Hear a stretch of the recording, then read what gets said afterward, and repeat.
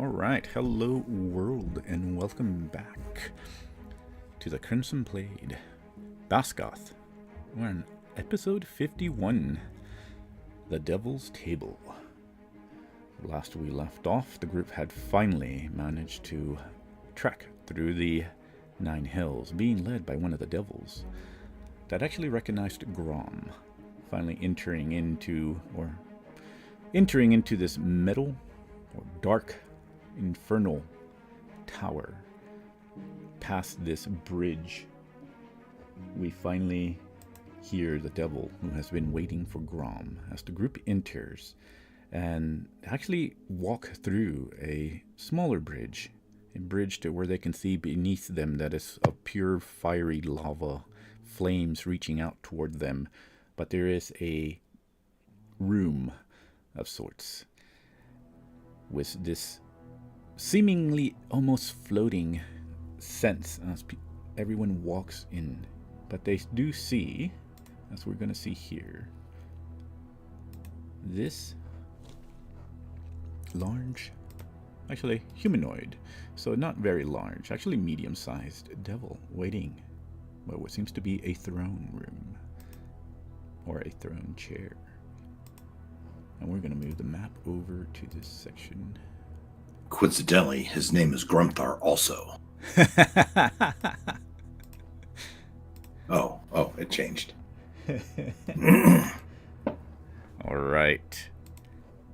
Appearing there. So this person right here is what you see. This large fellow sitting at the throne.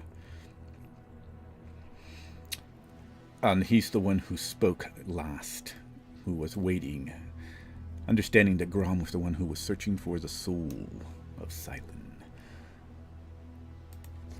And as you all enter, this level over here moves to the back, sitting behind this desk here. Dorgoth will probably move around here, be close to the rest of the group back here. So this is what you all see, the flaming lava, the fire blazing above all around you. Amazingly though, because Grom holds the tear, there is nothing of the heat being able to touch your skin, or at least hurt it, but you can sense the heat. You can feel what would probably happen if you weren't protected. And these cages to the side, actually, here's what we're going to do, just so everybody has an idea. Go ahead and open this.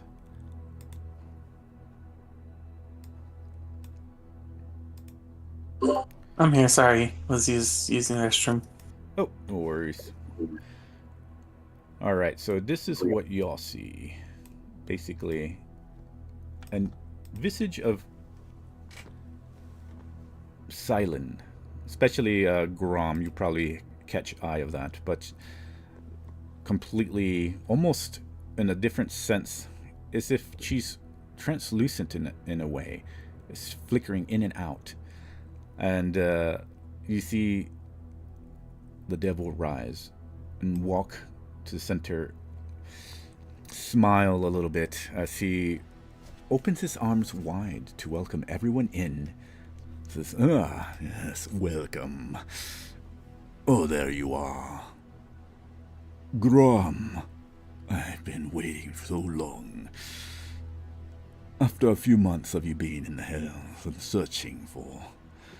He looks over to where Silent's flickering images and snaps his finger, and all of a sudden Silent is right in front of him, and she seems to have this solidified form.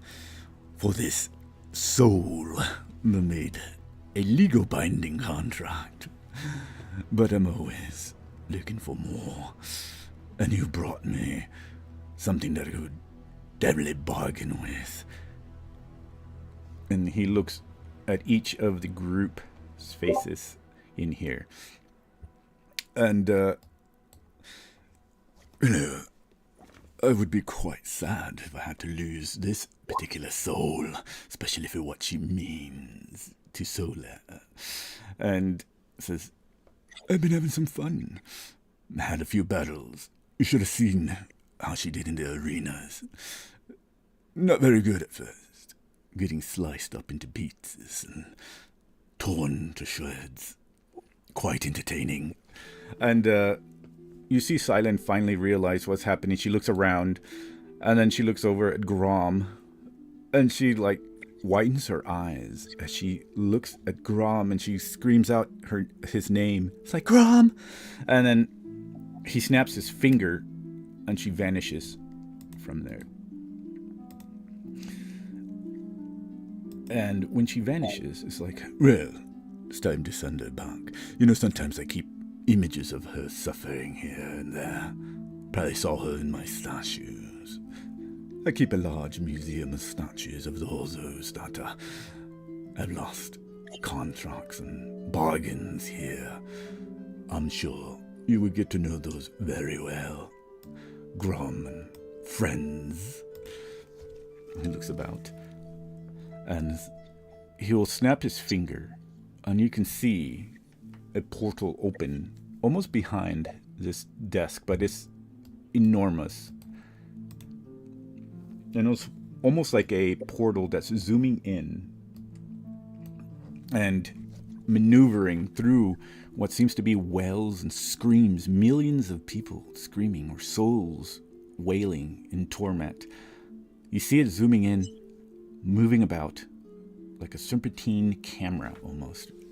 And you see this enormous structure, this iron-forged large pillars and black iron structure with chains everywhere. And at first you see, it almost seems like a moving wall that you can see where there is flames of magma underneath it. But it keeps zooming in closer and closer. You actually realize that these are souls. Millions of souls screaming. You see these chains wrapped around them, burning them, and you see them being lowered slowly into flames, many of them begging for mercy, and then the flames just catching onto their legs as they can't do anything else but just suffers through it. And then they fully are engulfed, and then they're brought back up. And you kind of see this devil looking toward the group and then kind of looking back as this is happening. And eventually you also see, finally, this zooming in into a certain area that is isolated.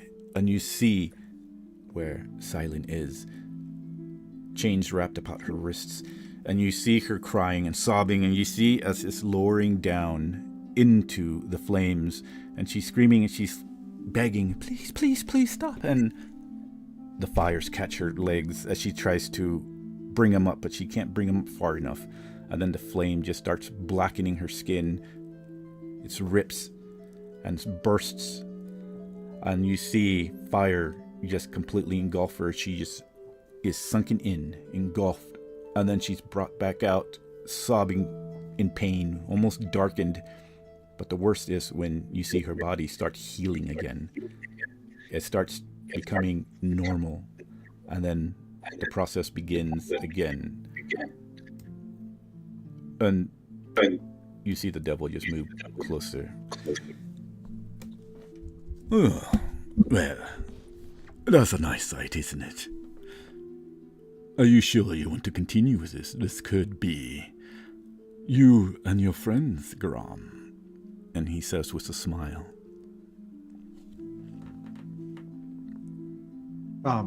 I feel like Grom there would be a danger of Grom being what you called it, compromised by this. Like, he might be very distressed. I feel like it might be appropriate for Grom to roll some kind of save to see if he can maintain his composure and not look, sickened by this. I feel like. Yeah, I would say roll I would go with wisdom, actually. Maybe and I think I do get a +5, I believe, from Arnick. And because he's been preparing for this, though, I would give it a DC around 17. 17 Okay. DC. So wisdom save DC 17, but I do get to add 5 for Tarnix. Would Tarnix aura affect me? Oh yeah, as Giving long me as he's within. Okay. Yeah. All right, here we go. I'm rolling it. As long as you're in that aura, it's that orange, it's that yellow circle. Ooh, I got a 17 exactly. Ooh, Grom, you do feel the sickness and the watching of Silent, and then also that sense that you also feel. Oh no! Wait a minute. No, I got a 16. Ooh, Wait a minute. 5 plus 11 would be 16. So actually, I got 16. 16. Uh-oh. Grom, you do feel unnerved then. You feel this unsettling, this thing of the hells just reach into your mind, piercing it. Not only do you have this sickening vision in front of you with Silent, but also now you have a sense of dread start pushing into your mind as you start feeling a sense of, am I really prepared? Are the rest going to be suffering this as well? So, with that, moving forward, unless something else happens, you might have disadvantages on certain rolls, depending on how the process goes. But for now, what is Grom doing? So, I feel like the rest of the party would see Grom, fumble for a moment, kind of looking down, kind of digging in his bag for a minute. They would see his hands kind of trembling. And then he would speak. Now, just to clarify, this is Valdrithar, right? We're talking to? Yes. Yeah. He's going to say, Valdrithar, I enter as a, and I think he would kind of stammer a little bit. A formal petitioner. I'm here concerning the soul of Silent, which you claim and hold. He'll stop you there and he says, "Oh yes, the soul of Silent. Yes, I know, I understand all. You invoked the co-signatory rights under Arya's instrument. I acknowledge the claim. It is valid, narrow, but valid. The contract on the elf soul was made freely. Arya witnessed it. Her tears genuine." And you see him almost like excited, like his eyes get big.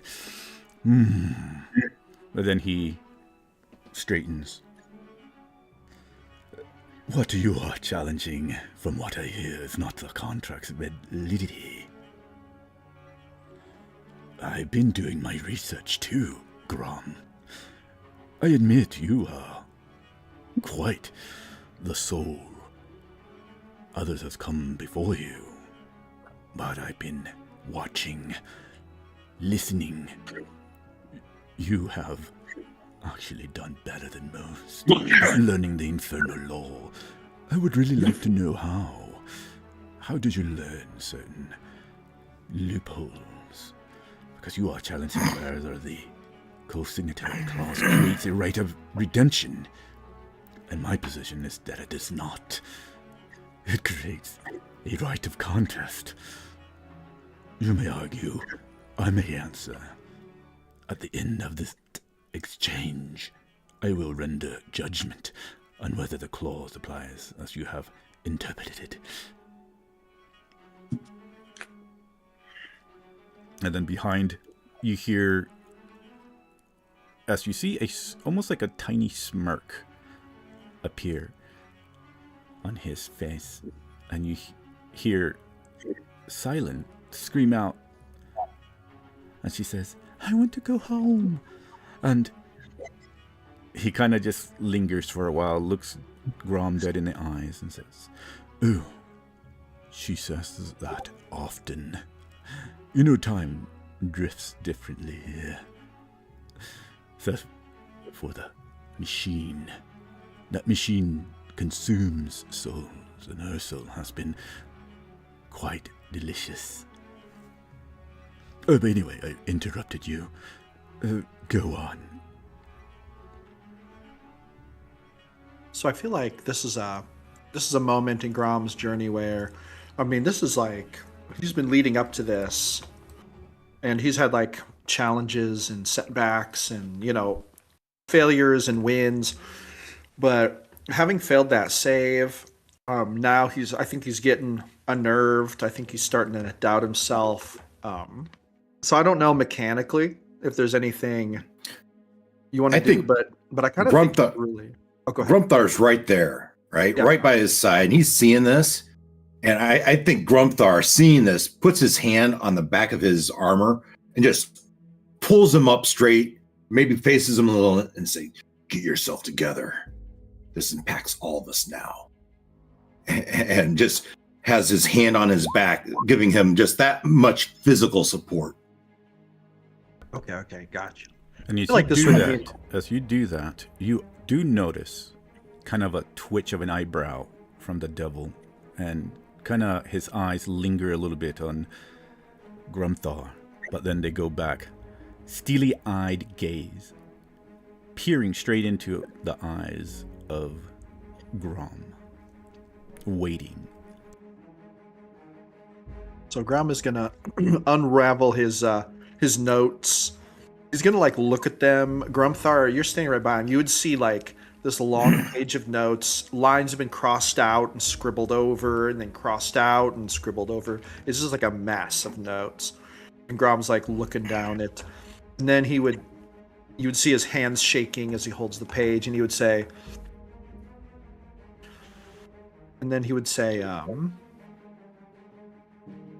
as I said, I am here concerning the soul of Silin, which you claim and hold. And she'll stop you right there and says, oh, wait, Grom, wait. Before we get down to seriousness, I have one important question for you. Curiosity, actually. The Serpari, a supreme race, and yet, you see his eyes just slowly linger with like immense focus on to Saz. Saz, you see this. Here you are, in the Nine Hells. I should probably explain what has happened now that you have all stepped into my domain. Any of you are playing a race. And the race is whoever first decides to come to me and say they wish to leave back to Solaire. I give only one soul that freedom. One soul who decides to break this group, the Brotherhood or whatever you might call it. Your soul will be free, but you will damn the others. I would think that this would be something of interest to the Serpari. You are here, I would think, just to study, aren't you? Why would you be here, letting some Minotaur bargain your soul? Those who you consider beneath you, and for the sake of an elf child, no less, one you have never spoken to, possibly at the request of a god you do not serve. And he pauses and tilts his head further to look at Saz. Says, I have sat across from a great many races who believed themselves supreme. The ones who actually were. They were never in this room. They never needed to be. And he looks at the Serpari. Come, Serpari. I know you're just entertaining these lesser beings. Why don't you return back to Sola? You're supreme. You are even the ones who set the bargains, the contracts, who bind devils. Why should you be bound to a devil? It should be the other way around. And why should you risk your soul of a lesser race?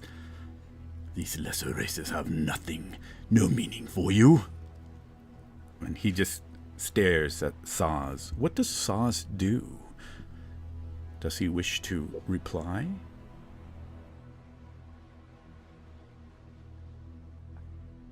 Anyone looking at Saz right now is going to see that he's trying to mask it, but there's a lot of guilt on that face.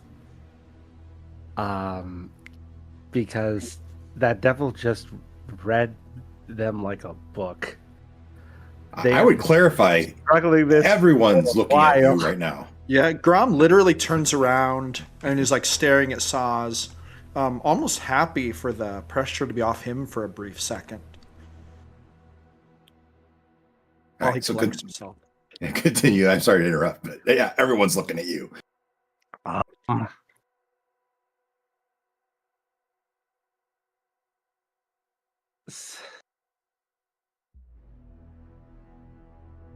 I guess now is the time, good a time as any, to come clean.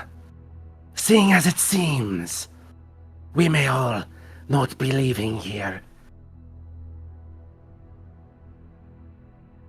I joined this group with ill intentions. When I first saw you, I saw easy marks. A group I could use as a shield. To some extent, this one still believes this. This one is also not very sure why they are here now. But this one is willing to put their lot in with you. So if this is the end for us, this one will stand by you for the end, despite how stupid an end this may be. As you saying that, I kind of feel like Grumthar was starting to pull out his weapons as he had already warned him about betrayal. But then when he changed his tone, he lightened his grip again. Now you can roll, well, anybody who's watching the devil right now can roll an insight if they wish. I actually feel like Grom was watching Saz. I feel like Grom was actually distracted by Saz. Like, he probably wasn't watching the devil. And if he didn't look at the devil till after Saz was done talking. It's probably true. Right, so 3. Okay, so I guess Cub, you would be about the only one that catches. 26. Do what now? 26 altogether. Oh. Because I threw my guidance So you for myself. would probably be the only one because this guy has a really poker face going on here. But you were the only one who slightly sees the tension in his jaw. A slight mask that kind of breaks just a little bit, where almost a bit of anger kind of sips through, and then he just kind of glares at Saz.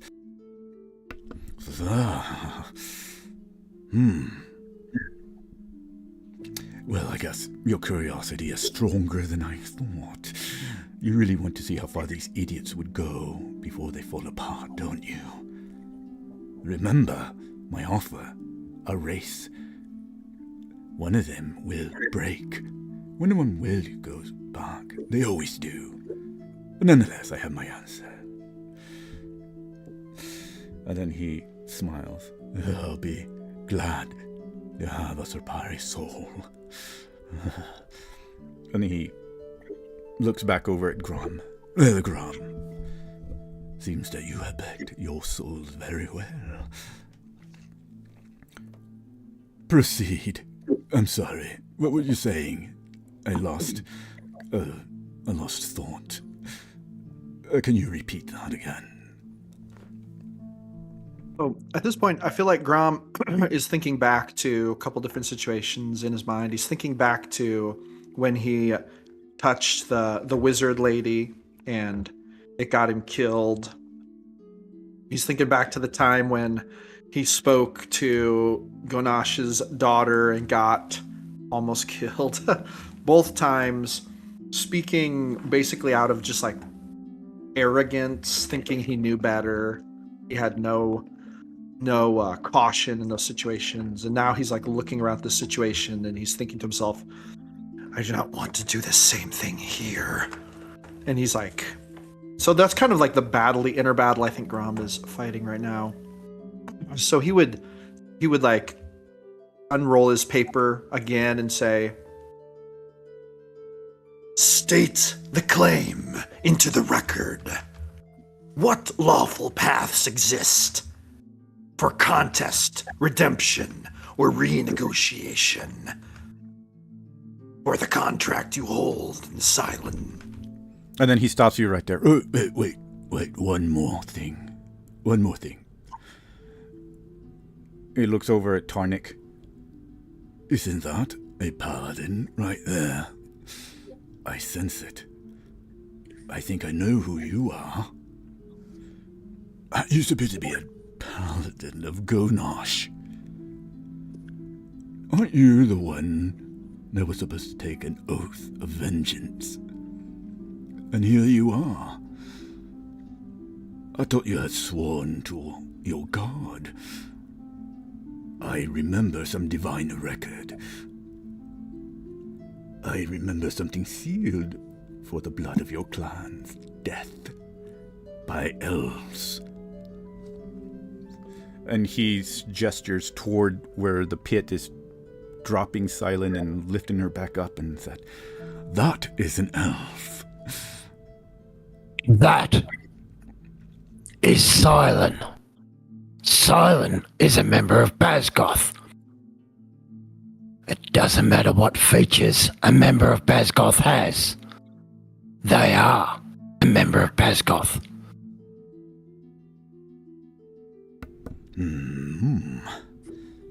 Oh, I see.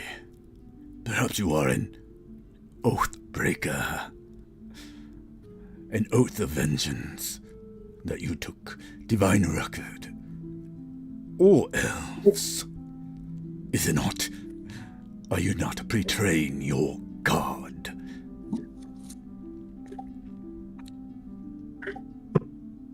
My oath, my path, has been clouded since day one. Since the very first day that those elves attacked my clan, the Ironbone clan. I have no clear path in front of me. If I did, do you think I'd be here in the hells right now? You see a smirk. Do you think I would have ever let it get this far?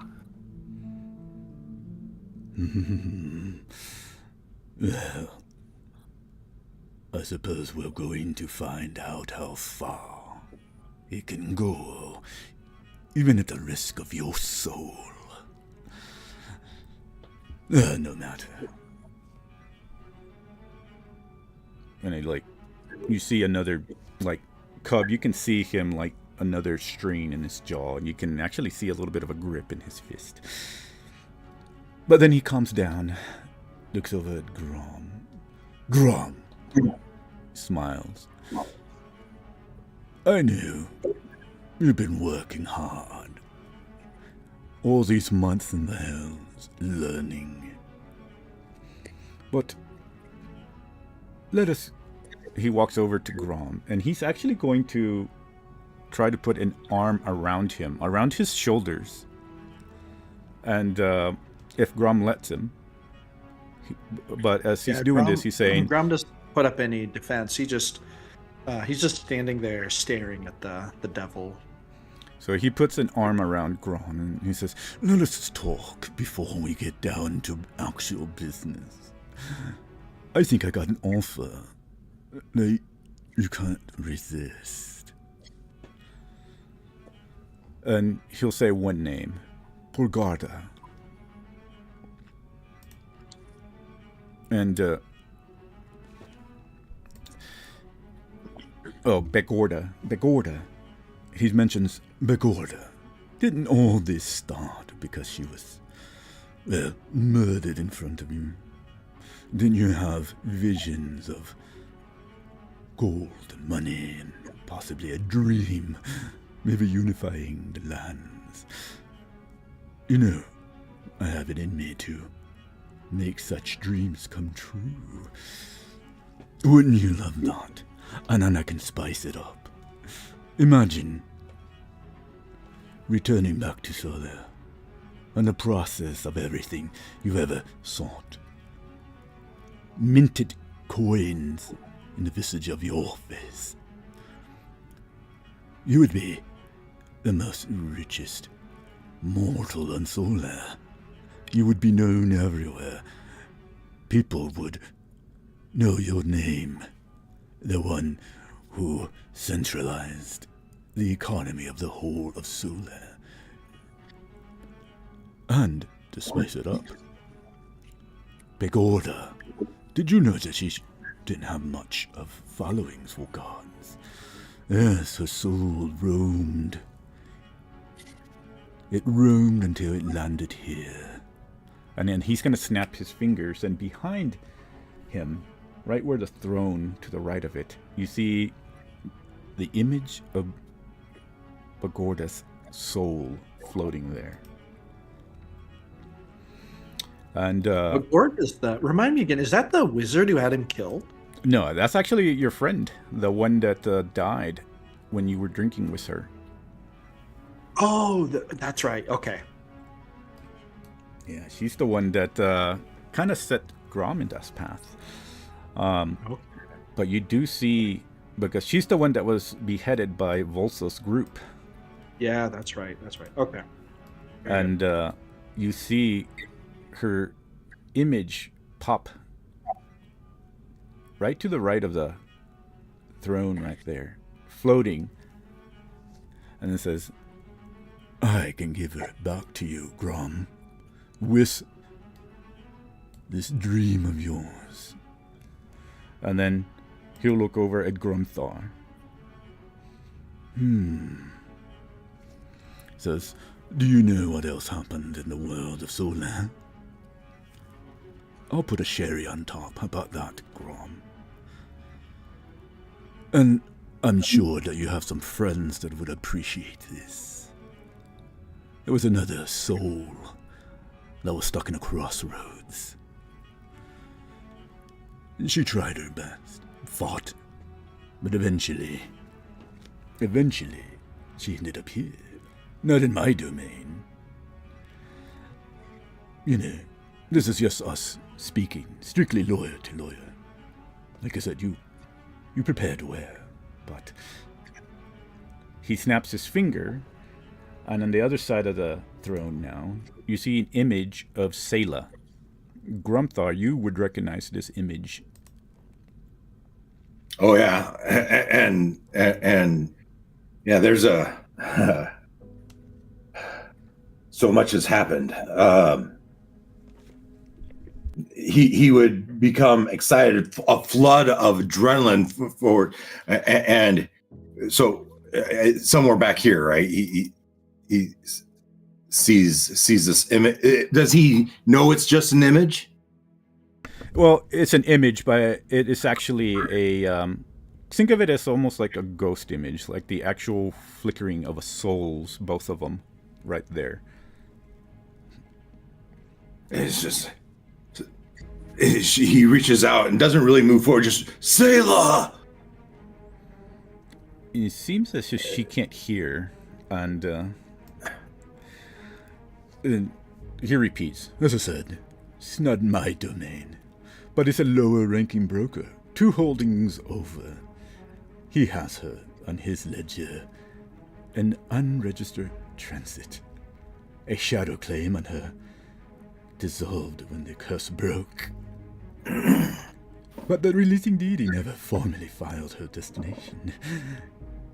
She has been sitting uncollected.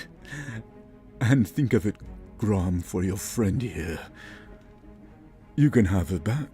She can be in the world of the living. I have the power in me. In fact, I have already spoken to that broker. He is beneath me in the chain. A word from me, and her record is cleared. Free passage to whatever domain will receive her. She fought with honor. She resisted corruption longer than most souls manage. I'm sure Solaire will receive her well, and I'm sure your friend Grumthar there will be quite pleased. So how about it? You came here for one soul. I am offering you Begorda, released free from whatever that form takes. I told And then- you, Grom, we should leave the dead where they belong. You dragged us to this hell. Put me in this position. And you see the devil just kind of looks over and says, "Oh, but the empire you have been building towards since the night Begorda died. Just think of it as a courtesy for your companion there, even though he might not like it right now. He probably even thinks it might be some sort of trick. But remember, Grom, devils are not demons. I speak truth. Contracts is by what we work with. It is our word. It's the infernal law." And you see a contract form, and as he has his hand over Grom's shoulder, he will go ahead and pass it to Grom. "Here you go. Simple prick of the finger. Your mark. And you retire the co-signatory claim on the elf's contract, replaced by this new instrument, with acknowledgement that her contract has valid settled and no longer subject to third-party contestation. She stays here, but she is no longer in that machine, I would say. For now, of course. And so, there you go. Simple prick of the finger. Just press it in that little line right there. And you and your friends may all go back with 2 souls and your dream come true." And then he just kind of waits. Can Grom read the contract from here, or is it not like readable? He could, yeah, actually, he can. He actually wants to like read it if he can, like, or he can just speak to him above table if that's like better for the role play. Like, Yeah. Basically, if he's trying to find out if the contract is true and everything he says, or what are you looking for? just like trying to find out the actual terms, kind of thing.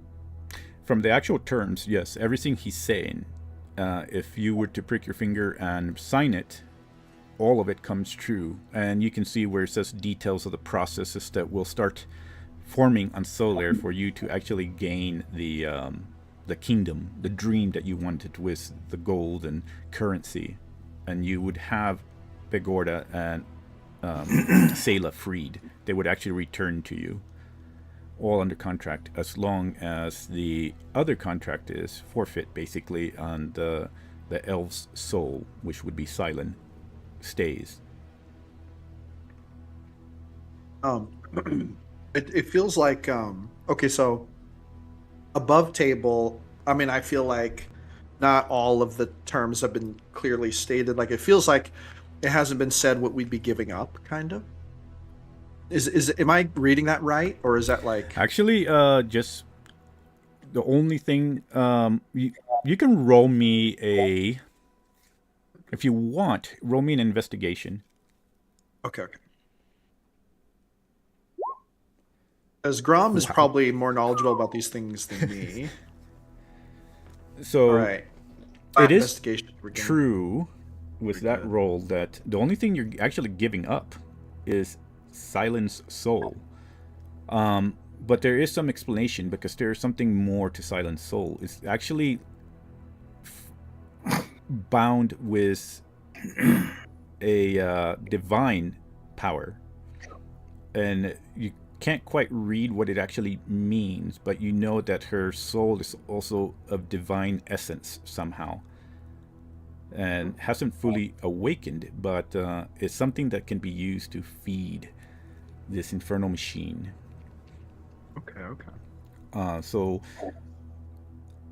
it has a bigger, at least Grom would understand, it has a bigger implication by leaving her soul here. It's probably why Arya, and she's been kind of pursuing this as well with you. But that's all he's able to garner from it.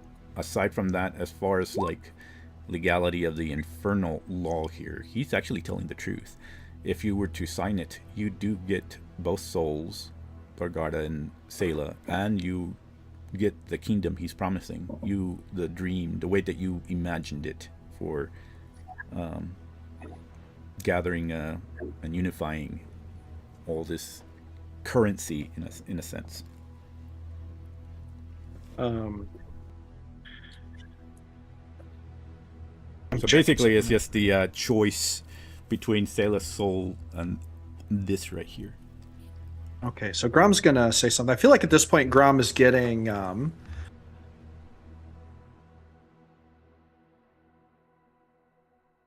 feel like Grom is getting a little bit bolder here. I kind of feel like understanding that has something to do with Arya kind of gives him a little different. Kind of gives him a little different emotional leverage. He's probably a little bolder here. He's gonna look at the devil, and suddenly with a renewed boldness. In fact, I don't know if they would think this is a good thing, but I feel like Cub and Tarnik would see a little bit of that old Grom boldness kind of creep in that Grom used to have in the very beginning, kind of before he got knocked down a few notches. And he would almost like kind of duck out from underneath the devil, and he would kind of walk around him, creepy grin spread across his face, kind of like Jafar, like kind of dancing around the devil a little bit. And he would say, "You just told me everything you meant not to, Your Grace. If Silent were cheap, you'd have told me to crawl, or you'd have had your guards drag me out. Instead, you're paying me to stop looking. So hear my reply under law. I will not accept power as a substitute for a soul that I have lawful cause to reclaim. If you want this matter concluded, propose terms that end with Silent leaving your custody. Otherwise, we proceed formally, and you and I both know what gets written into the record when a broker refuses a lawful path." You see him. And you can roll insight if you wish. Yeah. And as you do that, I think Grumthar kind of turns away from you a little bit and growls as he tries to pull himself, regain his composure.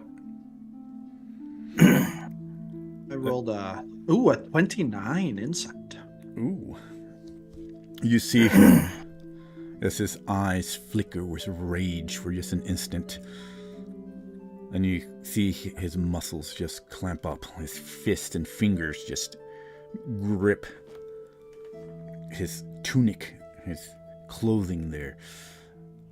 And then you see him finally compose. It's like, you are good. You have been studying, have you not? Very well.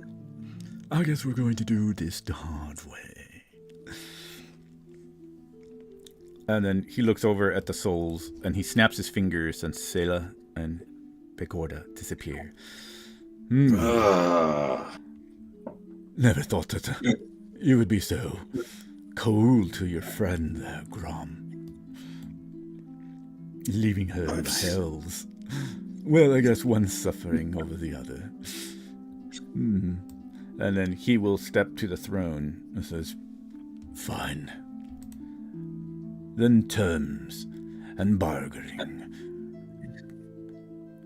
will be set by right of wit or combat. Remember, there's choices.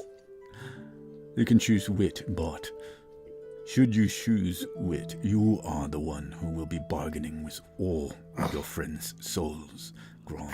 They cannot help. They cannot suggest. They cannot use divine power. It's just you and I bargaining. Or you can choose combat. But know this, should you all decide on combat, you will fight the devil. But if any should fall to the devil's might, that soul is claimed to the 9 hells. And should you defeat the devil, I still keep the souls that fell. Choose wisely. And he just sits there. Who's the ugly guy on the throne? That's the devil that just sat, Valrathar. As Nardog says, if it has been 10 minutes, he can see and hear again. Oh, I see. So he's just throwing insults. I see. He actually He's doesn't been staring off in space. He doesn't actually pay attention. He's just looking. He actually clasps his hands and puts his elbows on the throne, just glaring at the entirety of the group right now. So at this point, it's up to the group of what they want to do. They've heard everything so far. Volsa is... I like to dip my arrows in holy water and shoot the guy, but I'll wait for the Oh, gosh. Grom is wondering, so if petitioner's right is still active, then I think that, you know, neither he nor any agent of our domain is allowed to take hostile action or compel violence, unless a different. Oh, there's an echo. Someone's echoing. I'm sorry, it's me. Just a second. I changed my. I feel like, unless the procedure changes, is he basically declaring like the changing of procedure from petitioner's rights to a form of trial? Is that what he's doing? Well, he's giving you the petitioner's right, but the way he's doing it is you're actually starting off the petition for you yourself, or if you to go by that petitioner's right of wit wisdom, or if you want to include the group in combat, is how he's doing it. And that's the only rules he's giving you. He's not letting you frame it in the sense of... So basically, you have the petitioner's right to get to this point, is how it worked. Move on, though, you're the only petitioner. But you actually have a choice of doing it by combat for all the group, or just you yourself. But if you yourself do it, there's no... The rest of the group can't use anything. It's just you and him. Your petitioner's right gives you that ability. Right now, you have a choice to continue with the group, but it would be through combat, or continue just yourself, and it's just going to be yourself and him, and nobody can help you with any kind of magic or interference or anything like that. Same goes with him. Gotcha. Okay. Now, he's already mentioned that I have the divine cosign or whatever. So I'm thinking that that's not like a secret tactic that Grom has up his sleeve. It seems like he already knows that. Am I right? Correct. Yes, he's highly intelligent, this particular guy. So could I make a check to see if Grom understands? Because here's what I'm thinking above table. And again, like, Grom is a lot smarter about this than I am. Above table, I'm thinking that Grom may be able to force an alternate option outside of the two he's giving us in a legal way, possibly having to do with the Co's signature thing. There might be a way that that Grom can force a different kind of outcome. Can I roll to see if Grom knows anything about this, or to see if, if this is completely lawful for him to do? Because Grom at this point kind of feels like he's getting railroaded by the car salesman right now. Yeah, he's very good. Yeah. Yeah, go ahead and roll it. Let's see what you roll first. Let's go with, I would either go with investigation, or you can go with, let's see, what do you have for wisdom? Animal handling. No, I have insight. I have really good insight. I would say, yeah, you could probably use insight if you wanted to do that. Okay. And then we can go, yeah, so you can go either intelligence or wisdom, whichever one is the best out of those for you. Okay. Here we go. Rolling. Making the roll. Okay, pretty good. Got a 22. 22. All right. So, above table, I do have my notes here ready. So, what do you think Grom would try to be looking for again? You're trying to look for... What Grom is looking for is this guy basically made he's basically from Grom's interpretation, he's trying to take us from petitioner's right into a form of trial. Is what Correct. Is what it sounds like. So, but he's only giving us 2 options to go through, and Grom is convinced there is probably more options than that, or maybe that we can even skip a trial if Grom words it correctly. Like words his response correctly. So that's what I think. So Grom has been studying the infernal laws. So he would understand that there is a process, because it would be kind of like a trial. Unfortunately, it means that he is the deciding factor in that trial. But all infernal law must be held. He can't break the laws. He can't break the contract. So if Grom would try to do it in a different way, it would be something that Grom would really have to think about, because that would be going outside of the process, and it might actually change the framework on how it might. Because currently, right now, the framework is correct. So Grom understood that framework, I would say, since he's been reading it. And if he tries to go above that framework or outside of that framework, where it says, okay, I have the right of petition. Once you have the right of petition, you enact it. Now we go into trial, which he tried to do the same thing. He tried to give you different options to completely avoid the whole entire right of petition before it entered into this. So you could do something similar if Grom is able to do that. But if not, then yeah, it goes into the whole process of you versus him in that courtroom, in a way. Wit versus wit. The only other thing that he added is, outside of the framework, is the ability for the group to do it by combat. Okay, gotcha. But if Grom has something that is tasty, that might appeal to him, that would actually have to be on Grom. And so, of course, if you think that you have something that Grom would be able to offer. Okay. I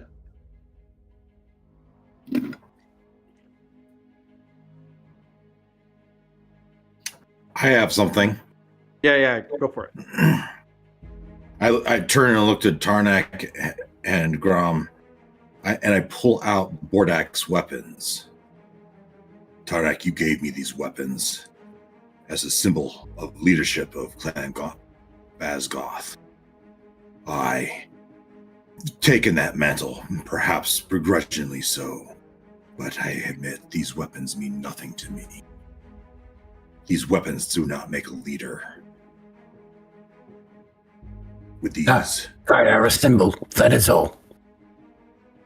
These weapons are powerful. Could these be considered a bargaining chip?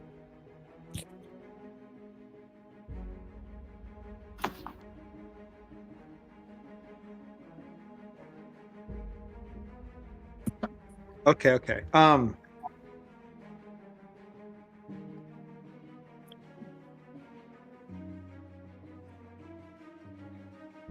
All right. Give me one moment. I'm looking at these notes and I'm trying to make a. I think I understand a thing I could do. I'm trying to decide if I want to do it. Above table. Are we? I will also add above table because he was a little at first he failed, so he would probably have, if he goes by right of wit, he might have disadvantages in a few rolls, a couple of rolls when first starting out. Just to let you know, options there. But anyway, proceed. Are we allowed above table to discuss this choice, or is this kind of something? Grom Go for has it. to think? Yeah, if y'all want to discuss it and stuff. What Grom would be thinking, guys, is that I mean, In fact, y'all do if that. I'm going to be these- right back. Right back. yeah, go for it. If Grom given these two choices, I mean, no question, Grom would choose combat, not Battle of Wits, because I don't know that Grom feels confident with this, and also Grom doesn't feel like he would not want to put the souls of all the party on the line without them getting to fight about it, basically. So It Grom is the would, orc way to fight. Yes. yeah. So Grom would be thinking combat unless there's a third. The third option could be that I could try to force a renegotiation, like for some kind of collateral. But I'm not sure that Grom has any collateral other than like himself. But I was trying to think about that, and I don't even think that Grom would be considered valuable enough to trade for Silent. But that's actually something Grom may. That is something that Grom may offer. But I brought 3 vials of holy water with us. So. do you mean like in the case of a fight? Well, both to cast protection from good and evil and for a fight. Okay. So those weapons, Josh, would have no value in the negotiation. I don't know. It's hard to say. I feel like they probably have some value, but this seems to be like souls seem to carry a lot more leverage here. I Yeah. feel Do like. you guys think it's Yes. possible that anyone here would be willing to / the devil would go for influence through one of us upstairs? What do you mean? My character is So I I'm not think- talking strictly warlock, but that is kind of one of the options where you walk out of here and say something to the effect of, in exchange for letting her go, you can keep whatever you want to offer him, and you dirty your hands by bringing him more, if you get my drift, without me getting into Oh. explicit details. I see. That is actually sort of what I was thinking about Grom offering. Grom is thinking of making a sacrificial negotiation to try to avoid having the party have to fight. But I think that no matter what Grom offers, there's a very good chance that's going to fail, and it'll probably be a fight. So I kind of feel like the only two options really are the wit or the fight. And I feel like everyone would agree that fight would be better, probably. Another question. Just above table, just to let y'all know, if y'all didn't hear it and stuff, if any one person also falls in that fight, that soul is in hell forever. So pretty much that would be pretty much the end of that character. Does that mean down or does that mean dead? Like dead. If they go down, we revive them? Like if you can, if they pretty much die, if they're dead, there's no reviving after that. If they pretty much, you can go down, like if you're at 0 hit points and you're on death saves, yes. But coup de grace will probably be very big here. And if they get coup de grace, that's it. Pretty much is what will happen. It doesn't matter if the group eventually wins, but if one person goes down, that's the end of their character, unfortunately. Do we know who all would be fighting? Would it be just Valdrathar? No, Valdarsar mentioned that there would be a different devil. Oh, we would fight his champion or whatever? Yeah. Okay. So I want to know, Zaz, Mm. do you have some leverage that we are not aware of? Better to laugh. The only thing that Saws could leverage is themselves, or in theory, Saws could levy the pit. But that would be incredibly underhanded and evil as hell. But he could do it. the pit is where you came from. Yeah. It would be technically get a free card for Saws if William allowed it. But it would be incredibly underhanded. It would literally be exchanging your souls for other souls. And it sounds like he is interested in Sapari, so it's not a bad deal as far as Saws is concerned, because that means he doesn't need you as bodyguards anymore. And he doesn't have to worry about them coming after him because he just sold them to a devil. Do you have the ability to sell them? I mean, is that a right you have? Seeing as Grom was able to sell all of us, that depends on what William decides. But we are here, whereas your companions. I don't want to get too far into the backstory of this character. It literally would be up to William based off the backstory of this character. That it got him in a bag of holding, is what he's saying. It's technically a possibility if William says it's a possibility, but I'll say if anything is open. I would say it could be a possibility. I want to go. Okay. I will say though, Unless if it has any- also another thing above table is that that first devil who led you in there did read you the before y'all entered through the threshold. Did read you the law basically of entering the domain, and gave everyone a choice in that instance. But at the same time, y'all's character would know that. But at the same time, it could be a possibility. Serpari are kind of respected, but also hated at the same time because they're the ones who bind devils a lot. So that's something. That's why it seems like a good idea to that's tempting if you think about it. Grom has made his choice. He's going to break free from the group, and he is going to. Give me one moment.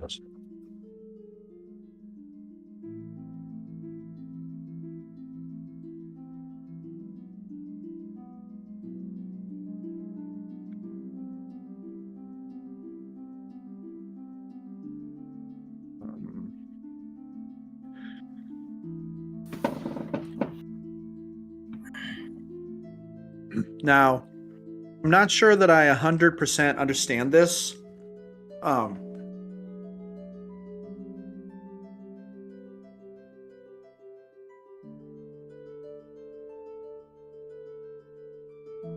Also, if you need to, I can also kind of explain. Combat is going to be pretty much like combat. It will be probably a pretty strong devil. The second thing is, aside from that third option, the way the wit would go, we would actually be doing rolls, either your persuasions and anything that has to do with your charisma, basically. Intimidation, persuasions, insight, and there would be levels to that. And depending on how you do, you would have an understanding of the law. So basically, I would read to you what happens with the law. And then you would actually role play that part of what your understanding is, and then depending on how well you role played it and how good you think you understand it, I would either roll it or I would say, okay, we move to the next phase. So you kind of have an understanding on how that would go. Okay, I feel like here's what Grom's gonna say. Although, I mean, I guess I could say this, but this seems absolutely ludicrous, and Grom wouldn't actually do this. Maybe you can tell me that before it goes too far. Okay. Would that be fair? Yeah. Okay, I think what I'm doing is legal and kind of. I mean, I don't know about normal, but I think it would be not an unexpected thing. So Grom would say, I invoke the divine co-signatory claim and compel renegotiation. Before we enter a form of trial, I request for you to name the price for removal of Silent Soul from your custody.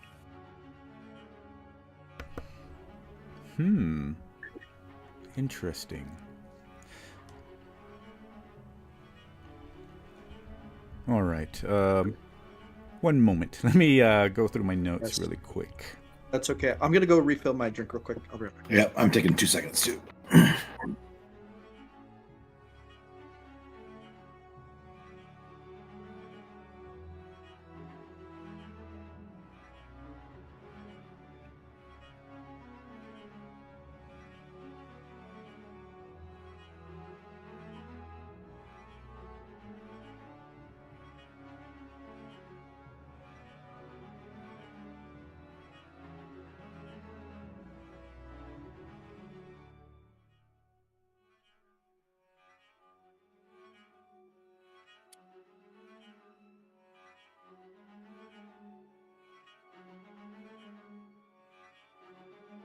All right, I'm back.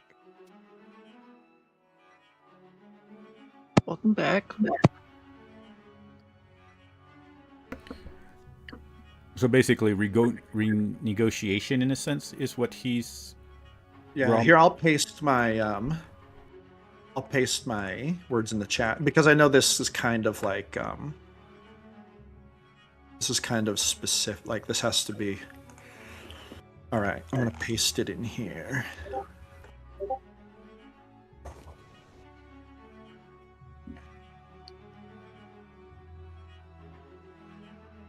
Oh, okay. Let me read this.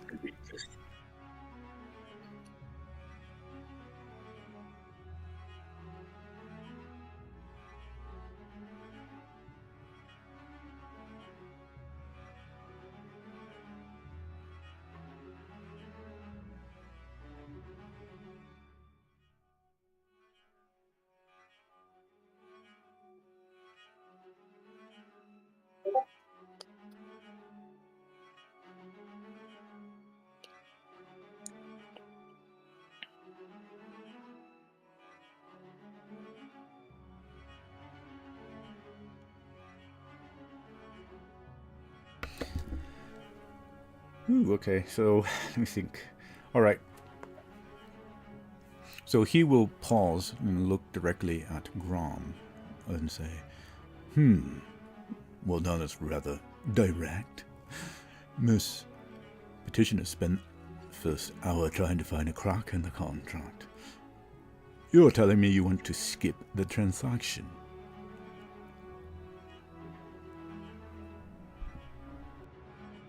I wouldn't say anything. He just looks at him. Nice. He'll think, thins his eyes, and says, very well. The soul of Silent Elinari was acquired under a legitimate divine ratification contract. You must understand that her values of this office is not sentimental, it is categorical.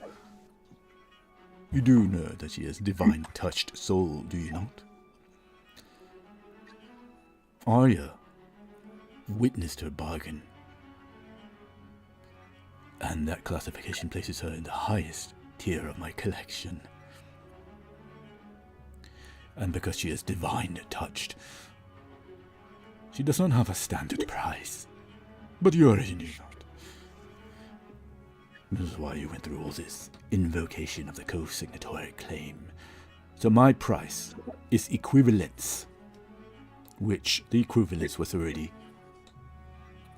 the Bazgoth, chosen, at least, by name, maybe not through Gonosh, but there are gods who have blessed, there are gods who have taken a notice, including Arya, so that puts the group in somewhat of equivalence, maybe a couple. And he looks over at the Serpai. Maybe not all, but there is a blessing, nonetheless. So, whose soul are you prepared to offer, Grom?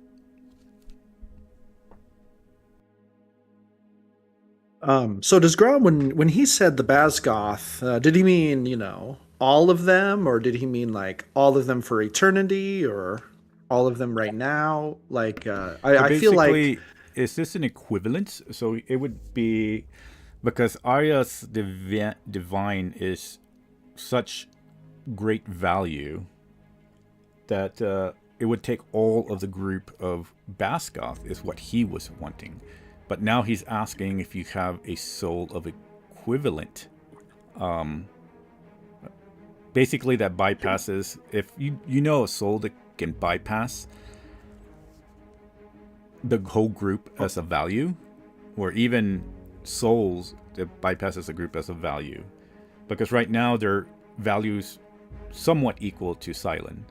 Probably not as equal, but it's enough to get you through the doors, what it did. So considering he's thinking of them of equal value right now, just because of the God-touched souls that they are currently. But you can offer, if you have an idea for another soul that might be just as equal, that's what he's asking.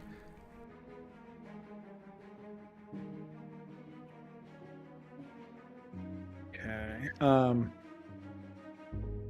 And we are considering souls, but if you know of something that could be not a soul or something else, but it has to be quite valuable, especially for a soul touched like divine, soul touched like Silent. Okay, but very good. Okay, here's what Grom's gonna say. He's gonna step forward.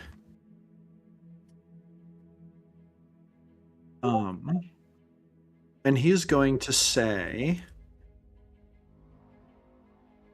all right, here we go. Grom's he's doing his thing. He's gonna say, let the record show this.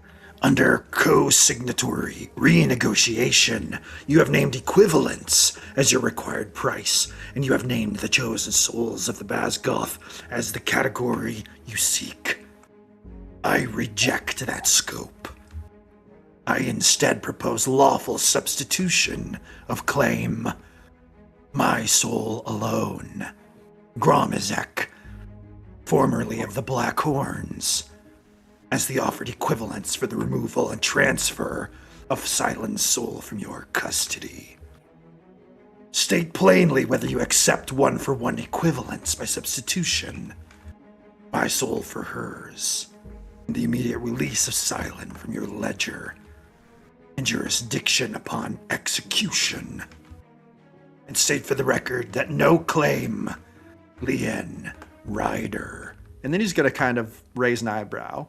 Implied obligation or secondary covenant attaches to any other member of my company by virtue of this substitution, my soul only. Their souls are not tendered, not pledged, not within scope of this proposed renegotiation. You see him just stare at you, very statue-like.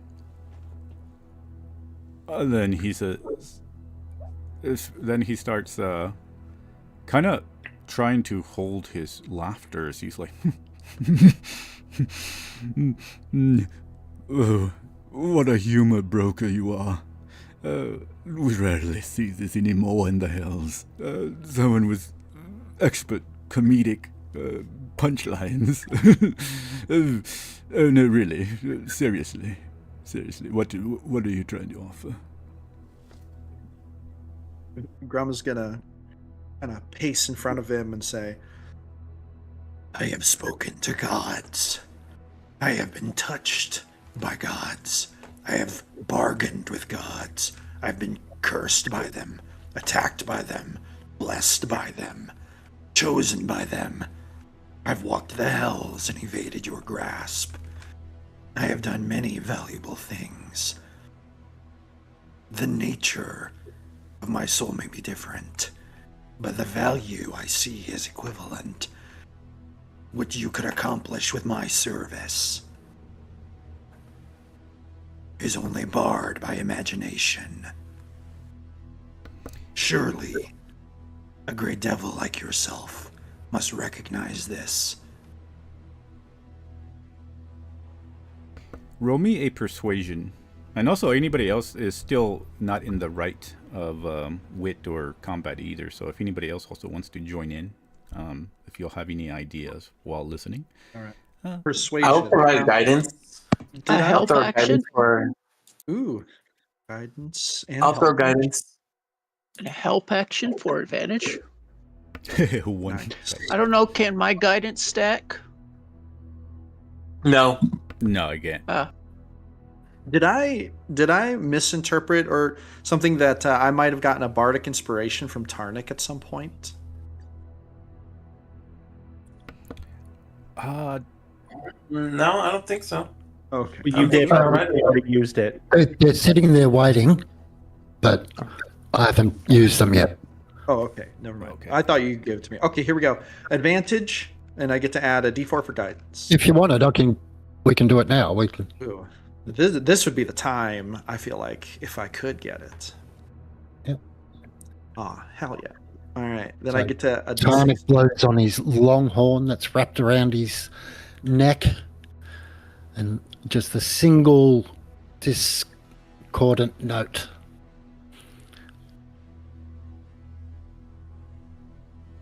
All right. All right. You got this. Here we go. I'm going to roll it. Here we go with advantage, and now I get to add a D6 and a D4. Oh, not the best. It's a dirty 20. But then I get to add, here's my D6 and D4 rolls. D4, D6, here we go. So they add up to 6. So a dirty 26. Dirty 26. Ooh.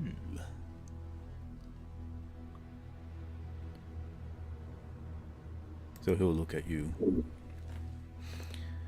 He pauses again. He leans back. He has a private little smile again. This is honestly, this is the closest thing to equivalent. Now you're explaining to me about your soul. Grom. You poor, poor thing. You are not a god. Mortals have gone through much worse. I've been here millennia. I've been watching Solaire during its first destruction and its new rebirth by, and he spits, Persephina. I've seen Gonash, I've seen the great god work in tandem to destroy the devils.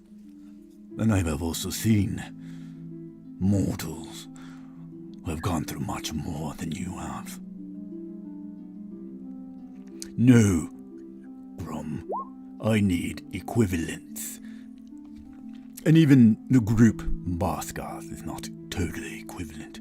They may be touched by the gods, so together they might form some sort of balance. But they do not touch that which is the soul that I have in my possession. They were enough to get you through the door, for me to listen to you, by the right of the contract, by infernal law.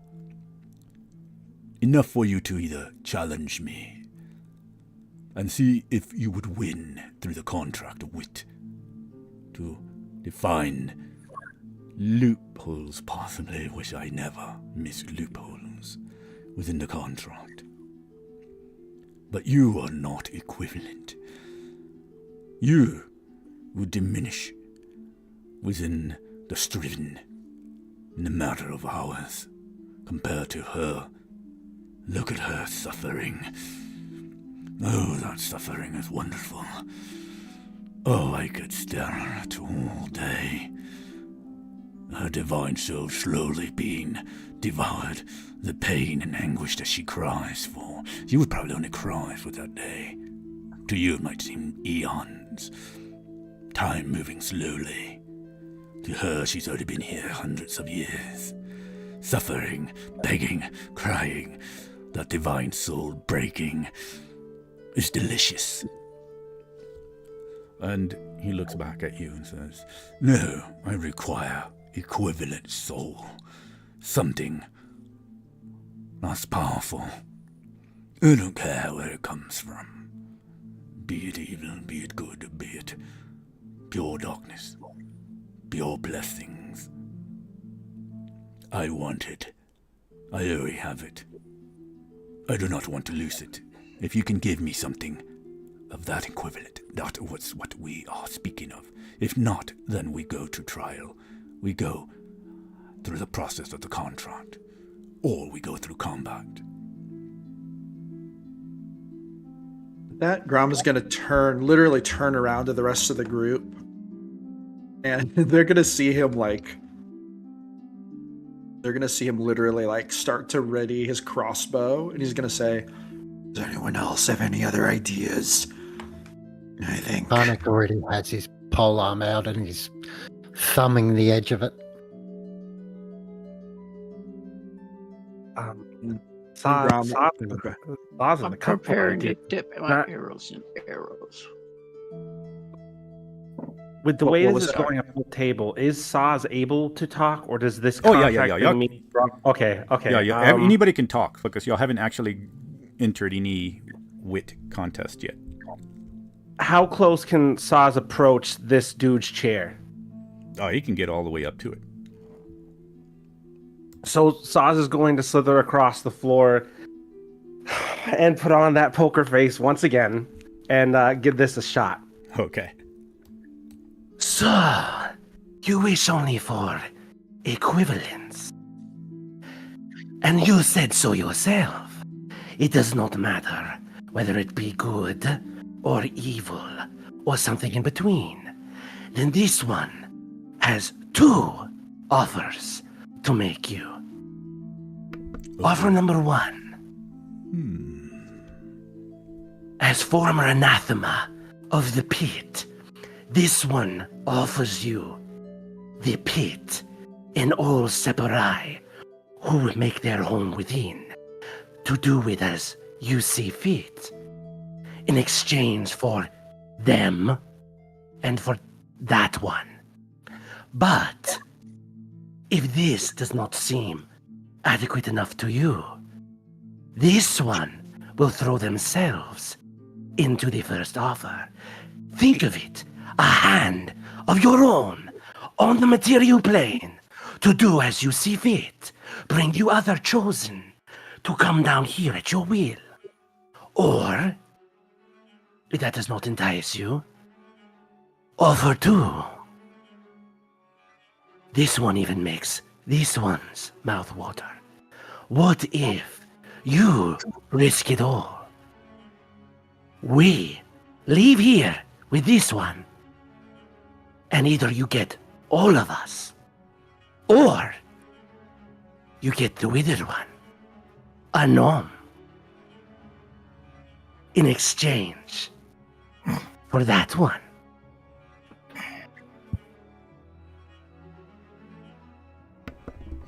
He's gonna raise an eyebrow. It looks like it lands like some sort of like stone to his face. He looks at you. What? Oh, the supply. The entirety. Ooh, this is quite tempting. He looks over at Grom. Well, then back at Saz.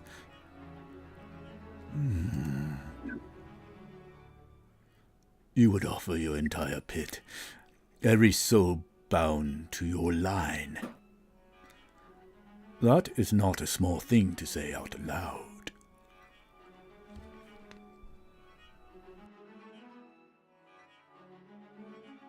So does Grom? What does the Separai have to be here for? I am not loved by the Separai, but I was to be their leader. What is to say? Them to you instead of for me. He looks. Roll me a. Okay. So you're going to have to roll me a pretty high persuasion here. So if you can roll me, I would say this is very tempting. Roll me a roll with an advantage.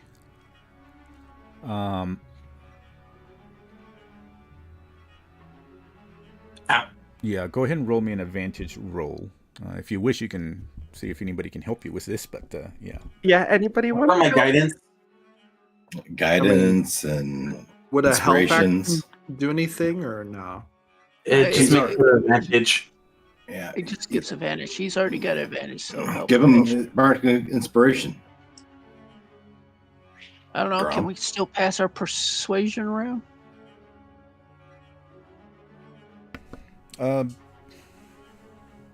You're I don't what think now? Grom can do anything at the moment to help. Heroic inspiration. Can we still pass that around? Oh yeah, yeah. If y'all wish to pass that, depending on his I rolls. still have a heroic inspiration. I haven't used it. I was Me waiting neither. for a moment, and this might be it. Yeah, this is a big one right here. So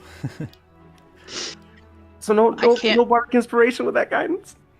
I can't give you a lucky because Oh. lucky doesn't work that way anymore. Tarnik has it, and Grom has bardic inspiration. Can either of you give it to him? Oh yeah, no, I totally can. I'm sorry, I didn't even think about that. Okay. Yeah. All right, my bardic inspiration for that. Grom is gonna place a little hand on Saz's shoulder, and kind of whisper to him in a sing-songy, throaty voice, "You've got this." And he gets a D10 bardic inspiration. There you go. That's why I wasn't saying anything. I knew Grom had a better bardic inspiration. If he's willing to give it up, That's- we're there for a second. I'm glad you reminded me because I If totally I'm doing forgot my about it. math right.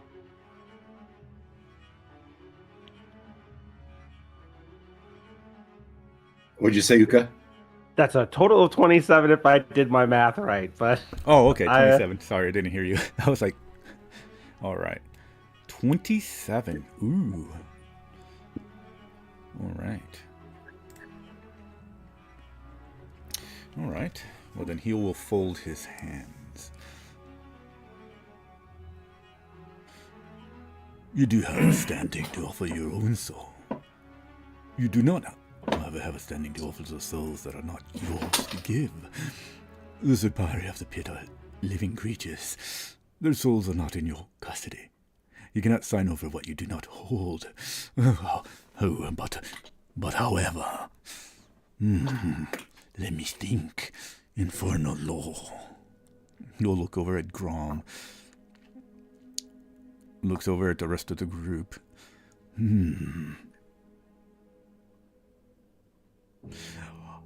Not from you, Saz, but everyone. A binding promissory contract.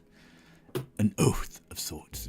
Even though maybe that your friend Tonic there is not very good at holding them. I want it sealed in blood tonight. And let's just say that upon anyone's death in Solar, there will be no resurrections. It would be final. Soul directly here to the hells. However, it can be washed, disappeared. If you are able to get me the contract, somehow to offer the Zipari of the pit to me.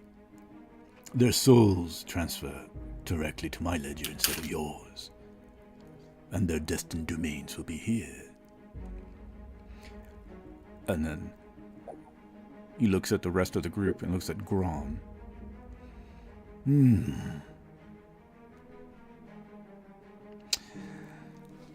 I am willing to do this. And it looks over at Grom and says, but you want silence, soul. I understand. Let me think this. Lips of fire so tasteful. To have them on my grasp. And he starts thinking. You see him really pondering. Above table, how many Sapari are there? Like, what are we talking about? Is there like 1,000 of them, or is there like 10 of them? Well, Like, in the pit, when I had it more than 1,000. It's quite a bit population for that area. So you would think of it as a, think of it like almost like a city is what I had designed. so almost 50. So Saz is basically 50,000. offering the whole city. Yeah, so it's a big thing, especially for Sapari. Next note to think. Also, for anybody else who follows gods and stuff, this might have some repercussions as well, which he's not saying that, of course. But y'all would probably know, because now he's putting the contract into everybody's choice. Depending on how this works, it could have repercussions. I will say, go ahead, Mr. Grom. While this is happening, you can have advantage on this one. I was taking some negatives for you because of the failure, but I say by this time you're going to actually go normal. So whatever you roll is actually the roll. So you could actually roll with advantage. Maybe he's thinking about the ledger.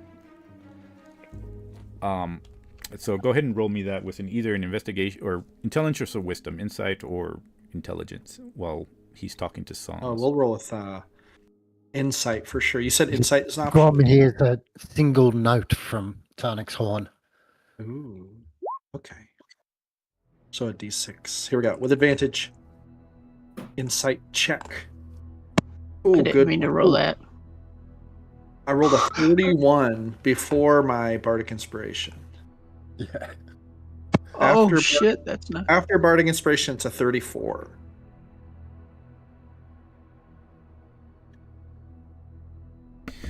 Wow, 34. Okay. I rolled a natural 19. I'll say, the question is whether the group understands what you're actually saying. Per infernal law, you must understand that there will be gods. You are, in essence, damning an entire city, I could say. 50 or more thousand Serpari. 50,000? So this is something for the group. If y'all wish to talk about it, but anyway, that's just something that everybody's going to have to go through. Tarnik whispers. So just those that are close to him will hear it. That means Amon has 50,000 less souls to throw at us. This is a good deal. Okay. Grom is going to say, The logistics alone are a nightmare from the hells. I would almost rather fight him myself. Do you know what kind of manpower we would need to get that many signatures? It is one contract. The details would be just one contract. One or a couple of the leaders that would pretty much sign over the entirety of the pit. Is the way that y'all would do it, not 50. so we wouldn't have to do it soul by soul? No, Not soul by soul. there's two ways that this could go down, and one of them's really bad, and the other one is only kind of bad. Oh, okay. That changes Grom's. Grom's like, I'm listening. And remember, again, if this happens, that's a lot of there's a lot of bad that could also come for the group if they choose that path. Just to let y'all know. The other thing was Grom rolling that high. So with him naming the equivalents, while he's listening to this, Grom opens up a new path, and this will be a choice for Grom. So upon hearing that he could probably have this standing offer, this pretty much given the promissory oath that the group would hold until they can get the signature of these souls, he would also realize that from the contract with what Arya's Tyr is able to do is she, if you remember, has a right to the soul because she was there in order to co-sign. And he could, with that role, he would know this, he could possibly also go through the right of wit with all this information that he's listening to and gain her soul for 30 days. while doing the 30 days, he has a path to where he could take this contract and give it to Arya, and then she can petition for the soul. But in order to be able to do that, those 30 days would, your thinking in your mind would be if you're able to make this, what he's offering currently, also happen. Like if you accept this,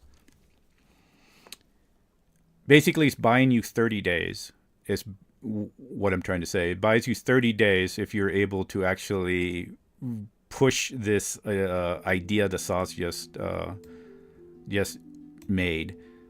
And with the 30 days for Silent to be out of the hells, and if it fails, she would go back. And if y'all fell, y'all would go back as well. You would be returned to the hells. But you do have a 30-day window if Grom would like to go that path. It's his choice. He can either try to do it the hard way and see if they can go and get this and just have their soul on the line, or he could buy 30 days to give him more breathing room for the entire group to think. Okay, so let me get this straight. Like right now, if we went with the offer that Saz is floating, we would take her with us, but it'd be very dangerous that if we die anywhere along the way, he would get our souls because we're basically the collateral.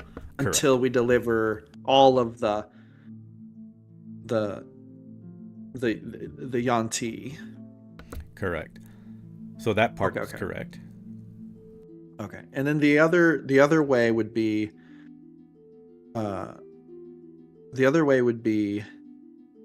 we make that deal, but then I'm a little confused about how the 30-day thing is triggered. So he would have read that in the contract. There is a section where, because of the cosign, you have the tier that allows you to try to claim Silent Soul for the 30 days. And what is going on in the 30 days, if you're able to somehow use Saz's idea, basically, to entice him, you can use this to say, okay, we give you 30 days timeline. And what ends up happening, you bring this contract to 30 days because Arya still has co-claim to Silent Soul. Arya would actually take it to a divine council and fight in order to break this contract and win it in the divine council of the gods, basically, and also the infernal laws, because the hierarchy would fall under there and they have to follow the law, but she may have better opportunity in 30 days. So it gives you a timeline. So that's basically what it's doing. It gives you a timeline for you guys to think and figure out how y'all can better use the 30 days to either garner the help of the gods, Arya, and get out of this kind of contract that you're offering this oath. Because if that contract is pretty much broken by Arya, it pretty much destroys everything in the contract. I mean, the contract I just made is null and void because we made it on a contract that no longer exists. But it would give you a time limit of 30 days. Yeah.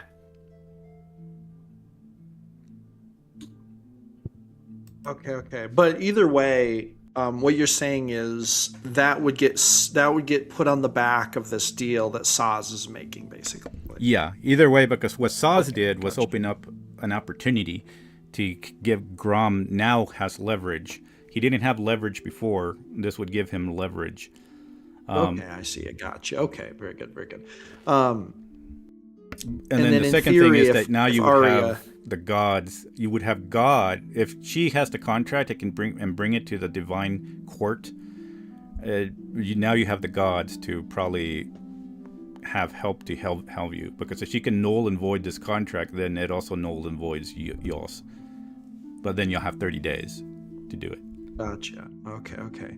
I feel like Grom would huddle and he would share this with the group.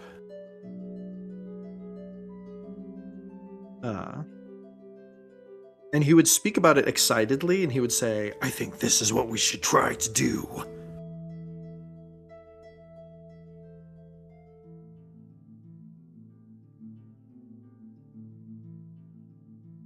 I think Grom would say, we should go ahead.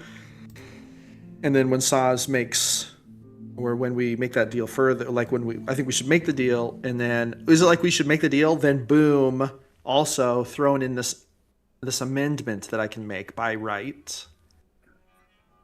Bam. It all seems so complicated. The way that he was making it sound, he My made blade it is sharp. Now, just for the record, if we did the trial of combat thing, I mean, if we won, basically we would win her soul legally. Like, that's what it would actually be. Yeah.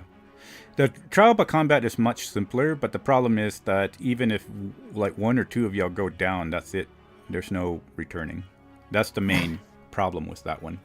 And What you're if not, one or and two y'all gonna go be down? fighting. Y'all gonna be fighting a devil that's not your normal devil. I will say. What if we were fighting and one or two go down, but then the others win? Do they take Silent with them, but he keeps the souls who went down? That kind of thing? Correct. Okay, got you. I don't know, man. I almost feel like above table, well, not above table, to the group. I kind of actually think Grom would say, It's up to everyone, but my vote would still be to go forward with this via combat. It is dangerous, but all of these other steps put us in danger also. At least here we can decide our fate. But if anyone here would rather make the deal, I will try the deal. All That's what right. Grom's going to say. So I guess we'll take a vote, unless Sauce, if you want to try anything else. Sauce, you opened the door, so that's got y'all pretty far. So we're going to do the final one right here then. Y'all want to take y'all chances, hopefully no one dies. Go through combat. I'm telling you right now, it's not how this is going to go. At the 30 days is enough time that we can pass this off to that god, and they basically solve this problem. That is true, but then again, what's to keep if it's 30 days? Isn't that also, though, there's a clause that if we die outside of this, he gets our souls? Correct. If it's within what- 30 it's on days. So basically within the 30 days, there's if y'all either fail the death saves or completely just somehow get annihilated, there's no resurrection or revivify. You go directly to the hell, is what he said. And I mean, I feel like above table. I mean, if I were the devil, the next thing I'd do once we walk out that door is I'd make like 10 deals to get people to kill us. Damn. Like really powerful people. But then he wouldn't get his souls. He wouldn't get the pit. He wants this deal to go through. He doesn't know that we plan on fucking him over. Yeah, but but once we make the deal, though, the thing is whether or not we die is irrelevant because, I mean, he still gets all the souls if we don't make the deal correctly, right? Like, because we're the collateral. Why would he get the souls? Because we're offering ourselves as collateral while we go get the signatures of the Yanti leaders. But if we don't get the signatures, he doesn't get the souls. Technically, there's another option. We don't technically need to get the signatures of the UNT leaders. I was going to talk about that one in character when we got out of here. Yeah, so basically the 30 days is what the timeline is. Basically, if you don't get the signatures of the souls, if you, like what Grom is offering was what he read, 30 days limit. That's pretty much what he was thinking, is within 30 days, Silent can have the 30 days for the gods to fight. But let's just say that if you offer this, it depends on how he's going to take it. Because once the time limit is there, he might say that the time limit could go either or, depending on persuasion checks. Could say you have 30 days to get the... this guy is pretty smart. That's the only reason I'm telling you. So in 30 days, he might say, okay, you got 30 days to get the signatures. So yeah, that's one thing. That's what I would do if I were him. Also, I mean, because it seems like then if we fail to get the signatures, he probably just gets Silent back and he gets all of us. So it'd be easy to say, haha, they just made a deal. And then he makes a deal with like a bunch of powerful people above ground. Hey, I'll throw you some exquisite, like, lifetime worth of gold to go kill these fools for me. Would probably work. Especially because above ground, there'd be 30 days. We're going to be by ourselves sometimes, a lot easier targets. Whereas Grom would see this. I feel like this is kind of a page from his experience with the orcs. Grom would kind of think orcs would fight right now while we have what might be considered the biggest upper hand, because Grom actually believes this group could take whatever this guy's going to throw at us. I really believe that Grom believes that. Now, with that being said, though, that's above table, and if there are members of the group who like Saz's plan better, Grom would go along with that, because he doesn't want to put them in combat if they would rather try a different route. And in game, he's going to go ahead and stand up and says, all right, well then, you have been given decisions. I say, let me know what your choice is. We can't linger here forever. You have the minute. I expect an answer, and he will walk. All right. Grumthar intends to fight. If my soul's lost here, I'll be joined with Selah. If I succeed, I'm a step closer to Amon. This silent better be worth it. Grom is going to say, I say fight. This time, no more tricks. Do it like the orcs would do it.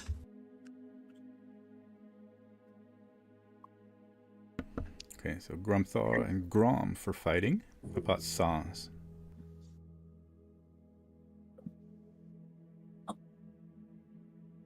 So above table, the last time we came in contact with a devil as strong as what he's implying, one of you died, and then everyone ran away. That was a level ago. Yeah. Saz is not changing his mind. Saz is going for the deal.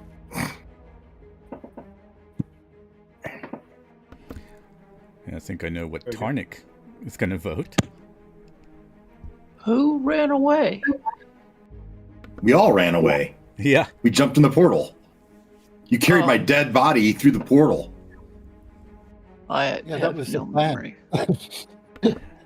Distract the devil long enough to take down the node. Yeah. We were never going in there to beat the devil. That is true. Right. I sacrificed my black bear for that. Okay, I remember that now. All right. So, Tarnik, you're voting What does to... Volsa... Yeah. What does Volsa say? Volsa has been quiet, listening to the group, but she looks over. If Cub asks, she says, I don't understand what these contracts are.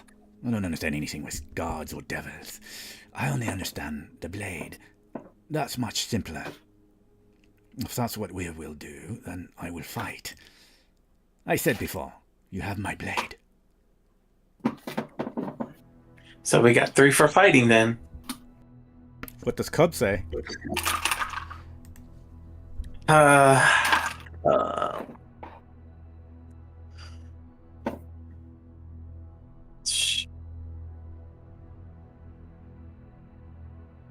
will be honest with you, and this is over game itself, or on top of game. Like, he is very, very, very conflicted about this itself wise, because like now that he's remembered everything, having to see Saz putting his own kind on the line like that as a contract or so just makes him think like um like he's having that kind of getting that like that small instant memory of like regret of like what he did to his own druid circle. So like just offering basically your own kin to a devil just to save yourself or so, in a way. But then also like looking at the fights that we nearly got defeated on, it's really hard to choose. But I feel a little bit confident on one thing though, is that I feel like I'm more suited better to fight this one devil and survive than letting Saz annihilate or put his own kin on the line like that.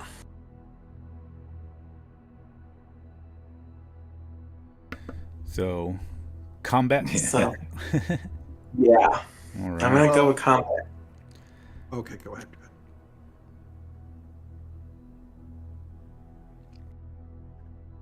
And Tarnik, you were wishing for combat because I know Tarnik pretty much, right?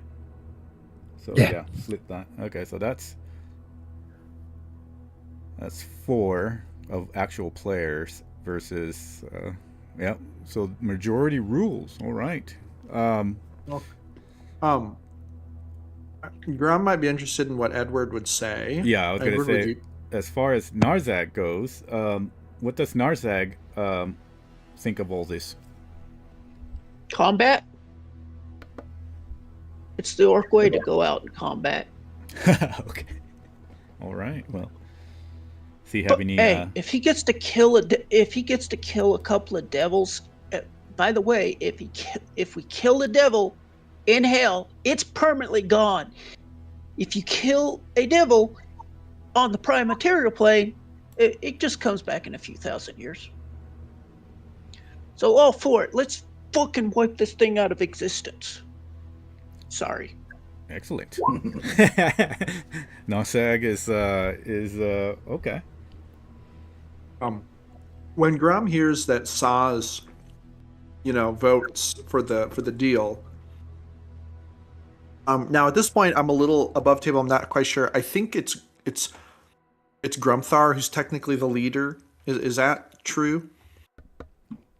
As far as I'm concerned, yeah.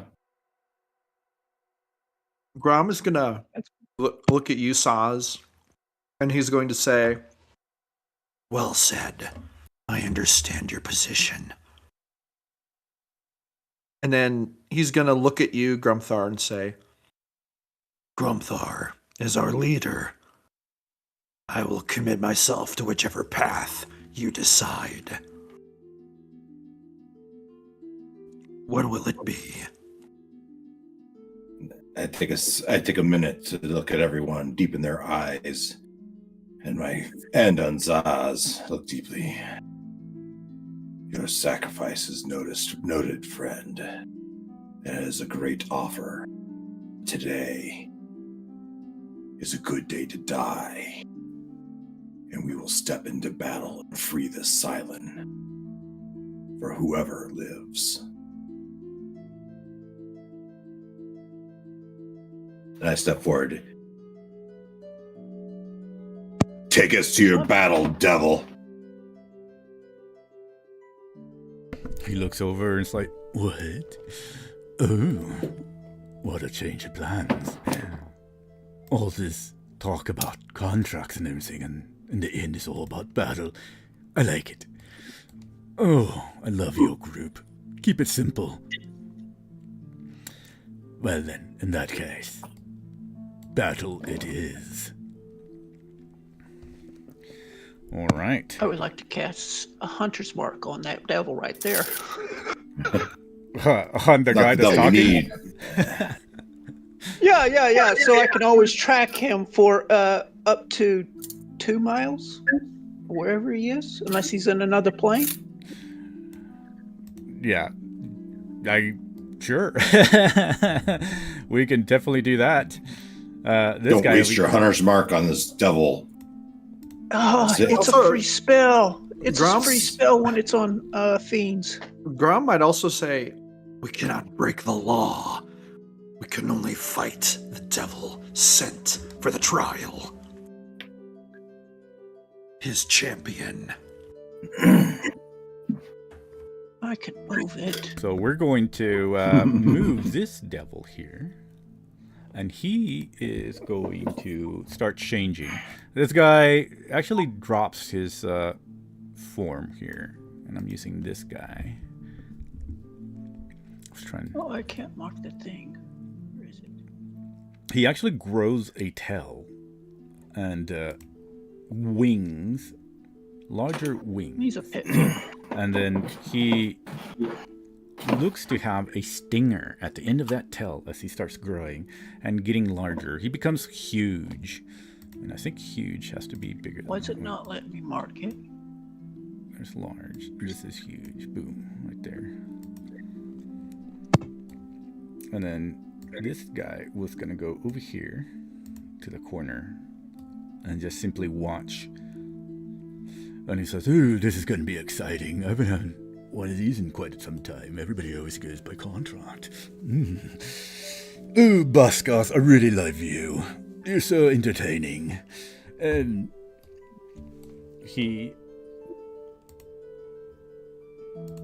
Oh, there we go. All right. So first thing we're going to do, make sure that I have this cleared. All right, before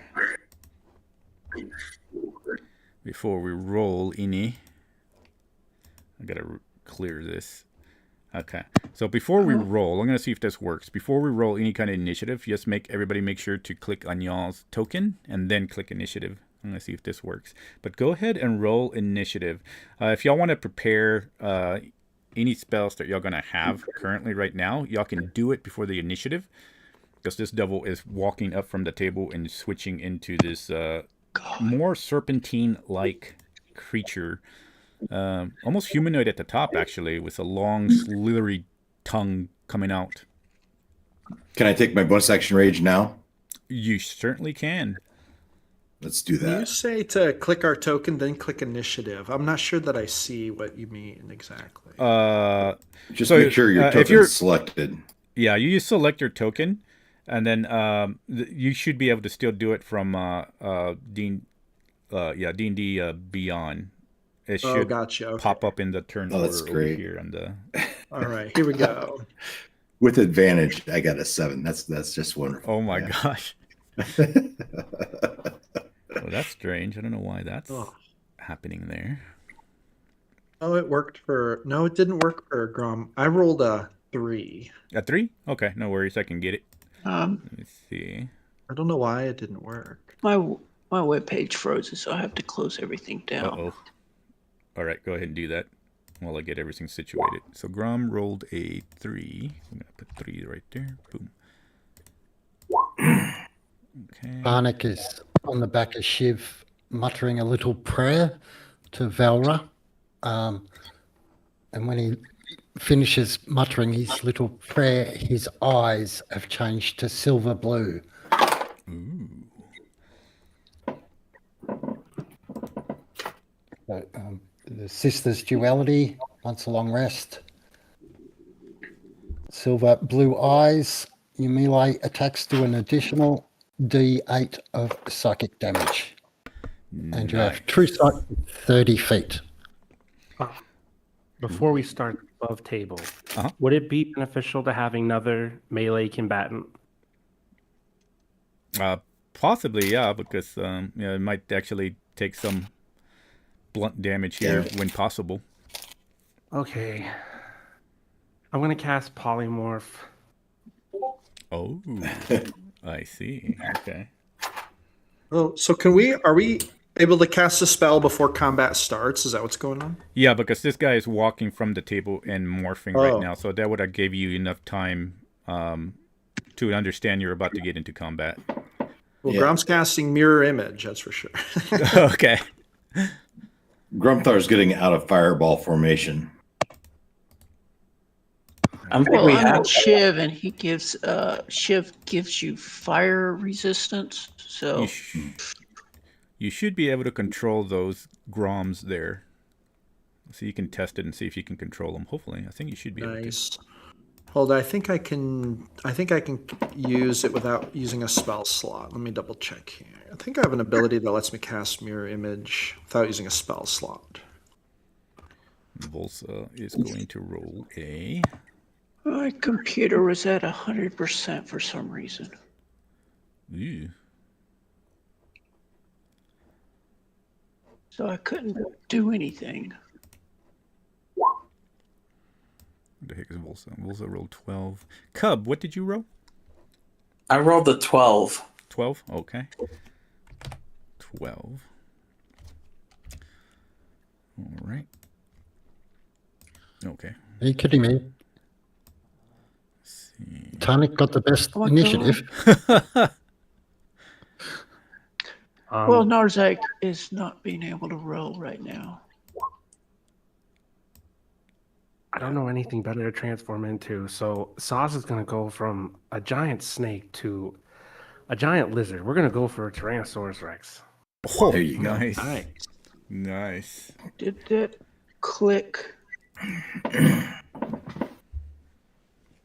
I rolled a nat 1. So plus your dex is what? 6. It looks like. All right. So I'm the one that's Tonic- hyped for this fight, and yet for the first time, it's like I'm Tonic. playing a cleric again. Yeah. Tonic's going to cast haste on Grumthar. Oh, okay. Nice. So let me go ahead and click initiative. I've already. So you have 6. So we're going to go ahead and do this and put you at 6. Okay, that should be there. And then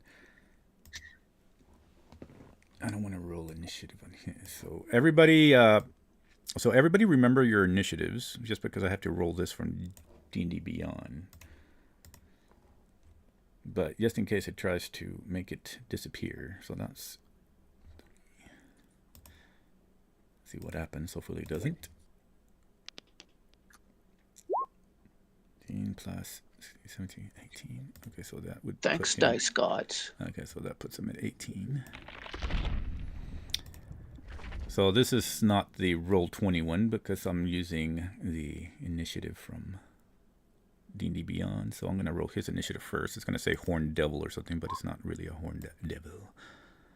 All right, and that becomes 18. Boom, right there, and boom. All right. I think we got everybody. Ignore that roll. Do what now? Oh, I made a roll to you. I was trying to test something out with my computer. Sorry. Oh, no worries. All right. Has everybody got their spells? Got it. All right. I substituted a fire spell for Sunbeam. Ooh, I like it. Well, then here we go. Then we're gonna begin. Would Grom have been able to move during this time? I would say you can get a little bit, maybe half of your movement. I would say by this time. Okay. I know Grumthar was gonna get himself out of there, so it's okay with Grom, but he only had a movement. Yeah, everybody else had spells. So if you didn't have spells, you can move full movement, I would say. But if you had spells, I'd say half movement. All right, very good. Everyone's behind me anyway. Perfect. Yeah, Volsa is actually going to. You. Volsa is actually going to move over Not here. next to you, but on the side of you, but like kind of far distance. All right, I think we're good to go then. Yeah. Cool. All right, so first movement then. It is the devil searching around. doesn't quite know yet. Ooh, damn, he has a nice intelligence. Okay, so It's not the Tyrannosaurus Rex in the room. I should probably put one in there, huh? Actually, I did have one. That'd be actually pretty cool. Oh, right. Polymorph is awesome. You can actually polymorph the whole party into T-Rexes. That's, yeah. But they wouldn't be fire resistant. If somebody had been willing for it, I might have tried that. But at this point, I was just thinking physical combatant.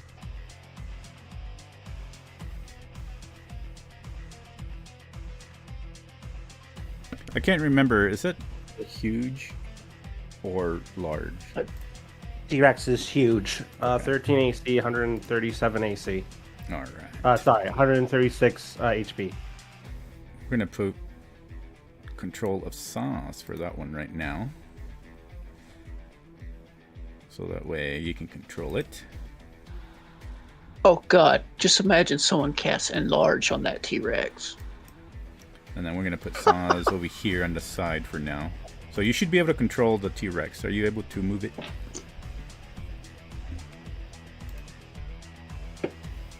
Yep. All right, excellent.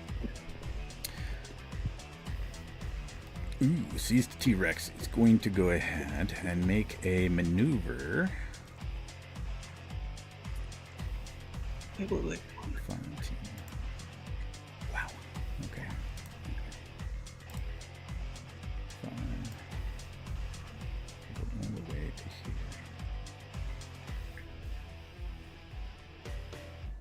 Yeah, actually, he's gonna go ahead and.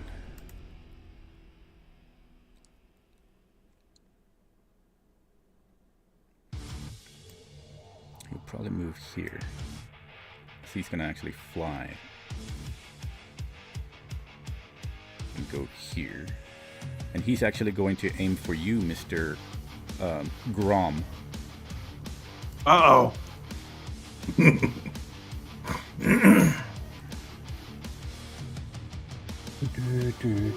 He's going to do the first attack. I'm assuming a 35 to hit wins. Yes, definitely. All right. So he does a claw, swipes right at you. You take 19 slashing damage. Would we roll for the Mirror image? Yeah, you Mirror got your image. mirror image. Yeah. although I think we're doing this via the old rules. Yeah, we were doing the old rules. So would I roll a d20 for it? Correct. I think for the first Okay, one you okay. get a 6 and above. It hits Okay, that okay. one instead. Got a 15. 15. So it goes pop as one of your mirror images disappears. I think you should be able to delete one. If not, just let me know. There you go. All right. Oh, there. I was like, I see. And then he's gonna turn around for his next attack, and he's gonna do a stinger and try to sting Grom for 31 to hit. You can roll an 8 and above to see if he hits a mirror image. All right, here we go. Uh-oh. Nope. No. Uh-oh. Is that Let me see if there's anything else I can do. Nope. yeah? Can we add a That's what this- reaction or I mean- something to that? Do you have your heroic inspiration? I do not. Uh-oh. No reactions. No, unfortunately, nothing that's going to help me right here. I've got silvery barbs, but I don't think that'll do much for it. Yeah, I don't think there's anything I've got right offhand. Yeah, silver barbs could make him re-roll, but it probably has to roll a Shared 1. insight. When you see within 30 feet makes attack coverage. You could use your reaction to grant advantage on the route. Let's see. What about shared insight? shared insight? Can Oh you... wait, that I think that goes a different way. It's like to help your friends. yeah. Um. Okay, I was just Well, I could. Can I use a luck point? I don't think I can use a luck point. to re-roll my mirror image. Huh. The luck point says any. Does it say any roll or does it say specific rolls? No, it says you have 4 luck points you can spend on the benefits below. When you roll a d20 for a d20 test, you can spend 1 luck point to give yourself advantage on the roll. Yeah, go ahead. Yeah. Yeah, it doesn't. Okay. It's anytime you roll a d20. Grom's trying to be lucky. Oh, I rolled a Natural 20! Nice. Crazy. All right. So another one goes pop. No. And then the last claw attack. For this time. Oh, that's going to hit for sure. 35 again, unfortunately. So I think it's an 11 and above you have to roll now for the mirror image. All right, here we go. Oh. No, it got cocked. That's a 7. Oh. All right. I don't suppose I can use another... Help. Can I use another luck roll? Oh yeah. Yes, you can. Yeah, if you have I've got more. 4. Use you what? Yeah, I One don't think for it. long Yeah, I rest. don't think you have any kind of number that you can use it in a turn. I don't think, from what I remember. Okay. So yeah, Here we go. Rolling it again. We got a 13. nice. So another one goes pop. Yeah. Uh-oh. Now Grom's by himself. He looks a little nervous looking up this. All right. So with Oh, that, no. we're gonna jump over to Tarnik. So Tarnik and Shiv will rush towards the devil, no doubt. 3, 4, 5. And I don't have to go that close. I can go that close, can't I? I'm still. So he's 10 feet away. So bonus action first. And I'll use my divine favor as my bonus action first up. And why is it saying 4? I don't want to cast it at that level. I want the free casting. Where's the free casting? Sorry, it was trying to do a level 4 casting instead of 3. Oh. Don't I have it? I thought I had 3. I guess not. Alright. So yeah, that's radiant damage to it, which I'll roll once I attack. And I have the 2 attacks, so would I get advantage on these attacks with Narzag and Grom and Shiv and everyone around me? Unfortunately not. So the way I do for actual flanking, you actually have to be behind and in front, not to the side. Okay. So if you get somebody behind him, then yes. Grom is going to use a reaction to use shared insight to give you advantage on your first attack roll. If I can, GM. Nice.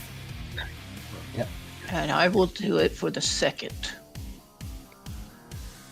It says Veil Eye manifests above the target. First one to 30 to hit. Oh, Jesus. Okay. Yeah. With advantage, the second one is a 23 to hit.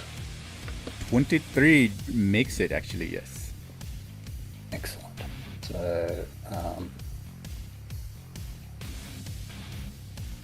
one. What did that do? 4 radiant, 17 slashing on that first hit. All right. So that's 21. And then on the second hit, it is another 10 plus the 4 radiant. So 14.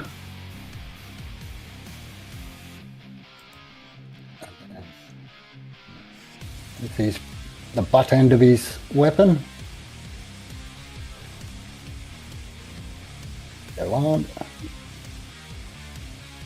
20 and a 26. So does the 20 hit? The 20 does not hit. Okay. I didn't think it would. Ooh. That's a poor roll. So yeah, an extra 6 bludgeoning damage there from that. All right. That's his movement. That's his bonus action. That's his actions. I think that's all I can do this round. Are Excellent. those magical? Those damages? I'm scared. Yeah, I remember if they're magical, yeah, because they're doing radiant. Yeah. Let's see.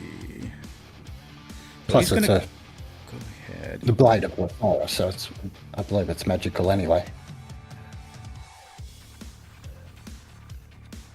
Yeah, he's gonna go ahead and use his legendary action.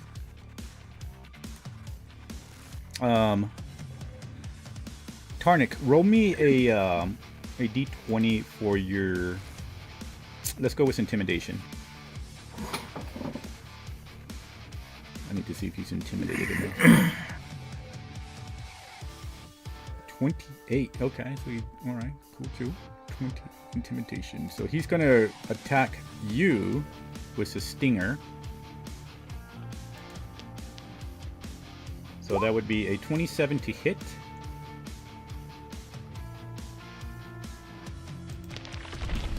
And if it hits, it would be a 14 piercing damage. And you must roll me a DC 21 Constitution saving throw.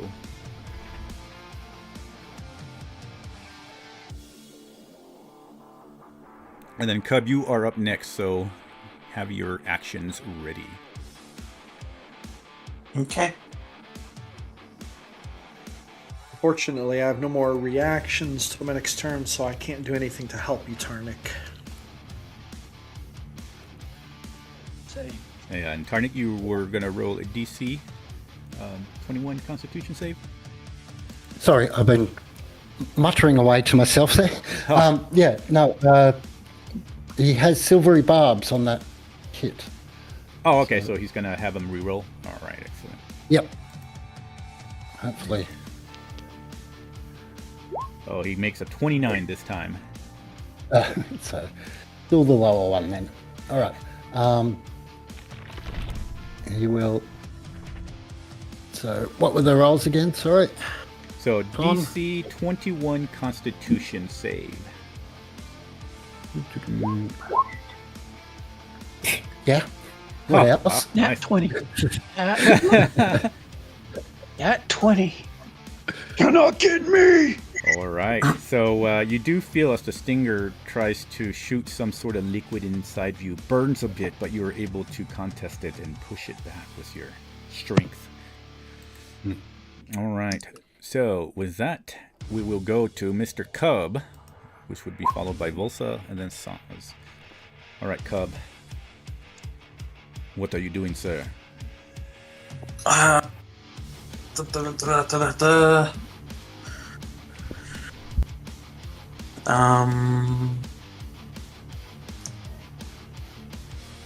Let's go with an oldie but the goodie.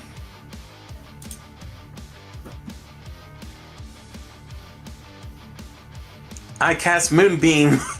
Okay. Moonbeam. All right.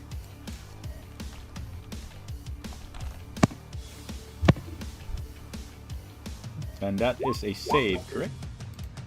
Yes. All right. And then where are you wanting to put it? Right in the center or something? There you go. Let me make sure they got casted. Yes, okay. Yes, right on top of him. Excellent. Just dropping it right on top of him itself directly. Awesome. And the save is what? The save is going to be a 18. And that's con? Yes.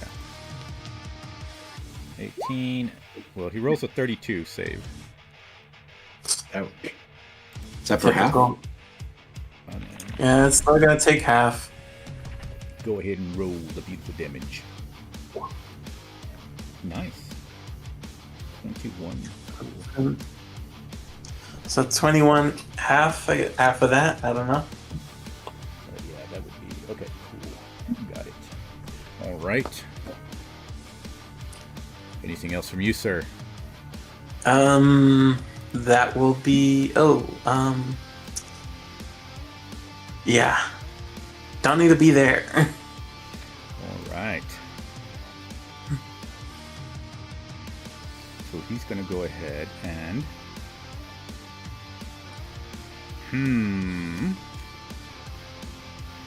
So as I run backwards, I don't have time to thinking of do the full enchantment. I just go blah blah blah moonbeam. All right. Legendary action, Grom. You see this glare from this demon or devil. Looks at you. Roll me a wisdom save of DC 24.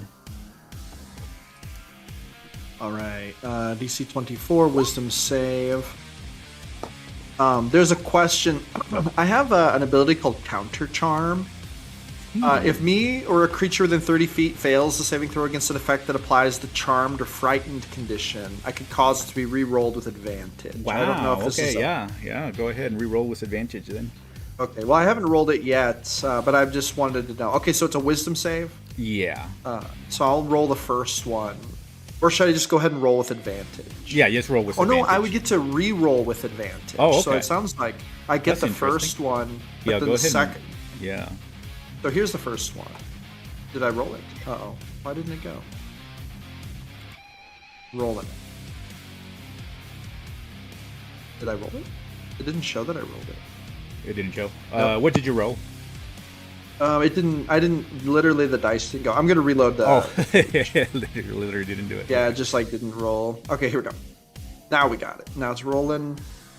Okay, my first roll was a 5. So Oh, God. now using Counter Charm, I'm gonna re-roll with advantage. Am I getting to add anything for Tarnik's thing? Do I get to add 5 to my? Is that for saving throws too, Tarnik? It's just saving throws. Okay, yeah. Okay. So this is gonna be. I get to add 5 to this. Ooh, that's Nice. Yeah. So it would be a was 20, a 24. A 24. You feel a sense of fright about to blaze your mind, but also you feel your body almost heating up, and then suddenly you're able to wash it away, and nothing happens. Not quite sure what happened. He just glared at you, and you felt a little bit unease. All right. In that case, we shall go ahead and move to Volsa. Saz, you can go ahead and start thinking of what you want to do. She's going to try it. Boom. Can she do it?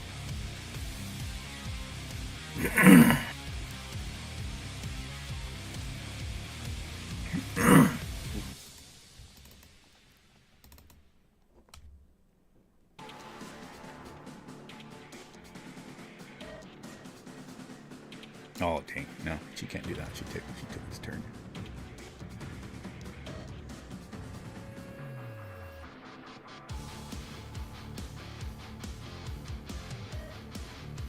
Oh, dang. Everything is bright around here. Freak. That's all she can do then. She needs darkness. But yes, Saz, what do you wish to do, sir?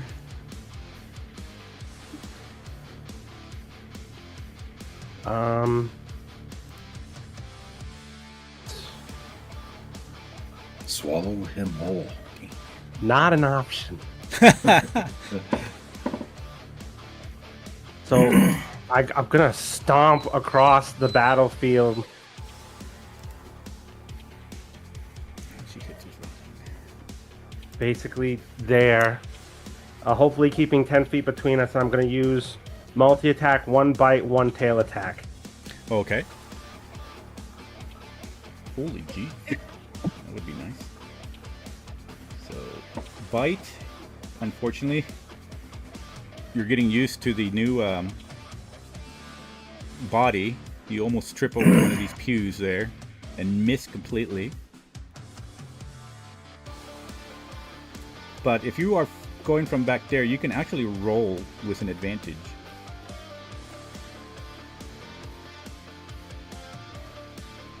For both attacks or just the bite? Both attacks, actually, because you're flanking. You're in the back. 26 for bite. 26 will land. And that is G7. All right.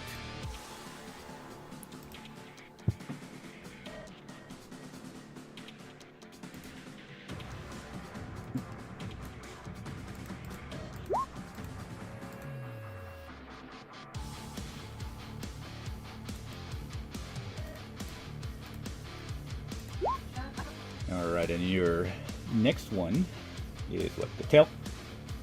27 and 32 bludgeoning damage. Nice. 32.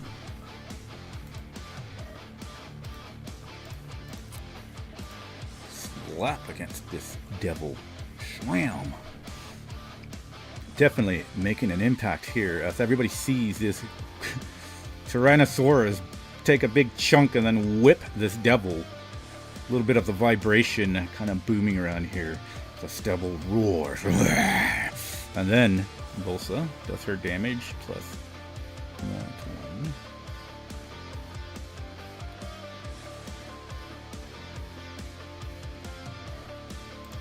How did you do that? It's not doing it over. All right. But anyway, we're going to go over. Anything else from you, sir? No, I'm going to stay right where I am and hope that I can keep that advantage going. All right. Good damage right there. Mr. Grumthar. Oh, yeah. He's going to go reckless. He's going to use that 80 feet of movement that he's got from his haste. He's going to run around the side, and he's going to literally run up the back of the T-Rex and jump from his head and come down with the 6 attacks he has. The 4 from his rage and 2 from the haste. And he's just going to unleash hellish fury. So let's see how we do. Storm Gorge 3 times. 1, 2, 3. Maybe 1 hit there. Whisper Fang 3 times. 1. Oh, here we go. 1, 2, 3. Okay, so you got 1 hit, and then the second one hit. So you got 2 hits. With 2 hits in there. Yeah, Whisper Fang and Storm Gouge. Yeah. All right, so there's 1. Come on. Get away. And here's 2. And then I get 3d6 for my frenzy, and I get 2d4 for 1d4 for lightning, 1d4 for lightning, and I think that's it. So that is an additional 10. All right, so it looks like 9 and 14 is 23, and 10 is 33. Nice. All right.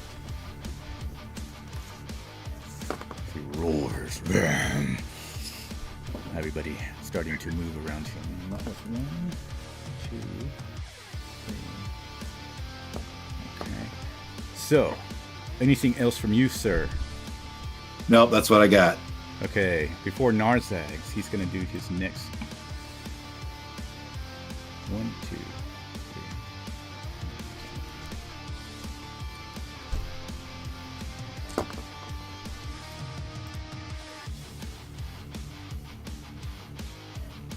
3. And with that, he's going to teleport.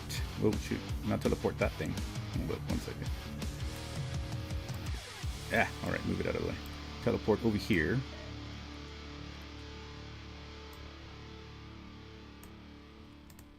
Alright, so he teleports there. Now, Narzag followed by Grom. So, Narzag, what do you do, sir? First, I'm going to use my bird's first time attack, Flyby, which does not provide opportunity to attack. As it passes him 60 feet of flight, it makes an attack. Nice. And if it hits, then it gets another attack. And if that continues to hit, it gets another attack. No, I don't hit. Okay. That's an interesting chain of events. I'll have to read up on it. Yeah. But It uses With charges. Would the bird get advantage because of where Cub is, or not really? oh yeah, because Cub is down here, so that would be back in front and back. Same roll. All right. Same roll. Unfortunately, he is not able to hit. But go ahead. So- What are you doing, sir? And since the guy is no longer in melee attack, I'm going to upcast my bow, so it will be a +2 magical weapon. Okay. That's a bonus action. All right. Yep. And then I'm going to hit it with my bow. Excellent. Let me get to my inventory. Not the trident.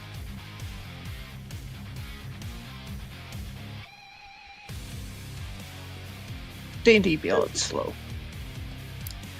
Yeah, especially with new updates. Okay, here we go. Well, that one will land. Did it roll? Yes. 30. Oh my god. Is that a crit or is that just a dirty 30? Oh, I just rolled a 15. Okay. Yeah. And then I'm just going to do my second attack, Ooh. the arrow. A fumble. I will spend a lucky. Okay. That one would hit. That's a 31. Nice.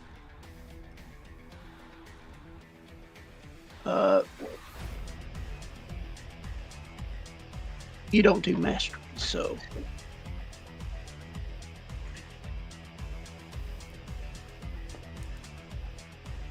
it's 17 piercing. It's not calculating the magical damage for some reason. It's supposed to be 18. Okay. 18. And 15 piercing. Okay. All right. How many attacks does Rangers get after they get really, really high level? Is it just 2 attacks every time? I think it's 2 normal attacks plus whatever extra stuff they might have. I don't remember. I've yet to get a Well, I have ranger my- up that high yet. You've got your Yeah. bonus and you got your 2 attacks, so I assume that would be it for you, sir. Yes. All right. So These are magical now. yeah. So- All right. So we will now go over to Mr. Grom. All right. Now, first thing Grom is going to do is he's going to cast Mirror Image again. Okay. Excellent.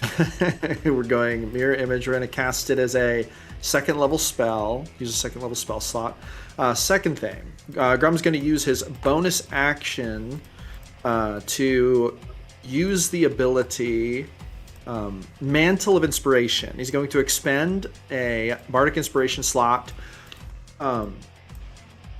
Choose up to 5 creatures. Each of those creatures gains temporary HP equal to 2 times the number rolled on the Bardic Inspiration die. So I'm going to roll the Bardic Inspiration die real quick, just to see what we got going with here. I'm going to roll a d10. I rolled a 3, so the number would be 6. And then... Does that stack with the 16 from Tonic? No. No, it wouldn't. No. But wait a minute. Has everyone gotten temp HP from a different place? Yeah, from Tarnic Inspiration. Yeah. Tonic gave an inspiring speech. Oh, okay. So Every rest. I would have how many temp 16. hit points because of that? How many? 16. Okay, 16. All right. Well, unfortunately, this will not stack with that, but the movement is the main reason I'm doing it. So each creature gains temporary HP equals to 2 times the number rolled. So if anyone, I guess, was out of temp HP, they could add 6 or whatever. But then you can use, if you want, your reaction to move up to your speed without provoking any opportunity attacks. And I'm going to choose the 5 creatures. I'm going to choose I think I can choose the T-Rex. Is he close enough to me? Yeah, I'm going to choose the T-Rex. I'm going to choose... If I wanted to give Tarnik the ability to move, would I have to choose... would I choose Shiv as the creature? I'd probably choose Shiv, yes. Okay, then I'm going to choose the T-Rex. I'm going to choose Shiv. I'm going to choose Drogoth. I'm going to choose Grumpthar. I'm going to choose Volsa. And I'm going to choose myself. So if you want to use your reaction to... if you want to use your reaction to move your speed without provoking opportunity attacks right now, you can do it. Okay, so that's my bonus action. Now I'm going to go ahead. I've already used my bonus action, so I can't take advantage of the movement, but I am going to go ahead and move Grom. Grom is going to move, let's see, 5, 10, 15, 20,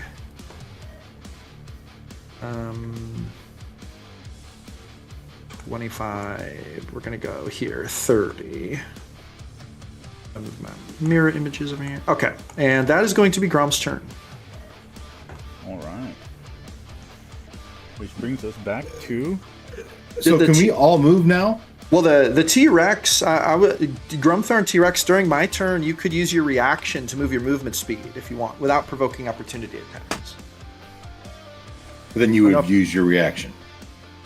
Yes, then you would have used your reaction. We have a little godly bit that if we use our reaction, we give someone advantage. So before we go to that that's one, true. we have... He's going to go I'm ahead. just giving you the option if you wanted to. It was mostly good for the animals. But... No, he got one. No, he didn't. Wait, did he? Yeah, he has advantage. Okay.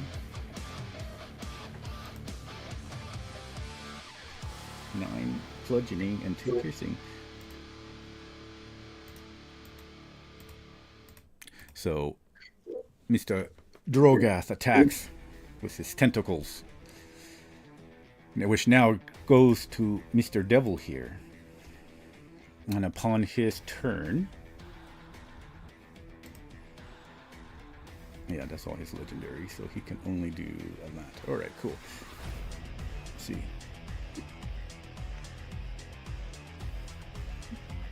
Okay, and who had Radiant? Tarnik, you had Radiant, right? When you damaged him? Yeah, I remember. Okay, so Yes. Okay. Good to know. And then...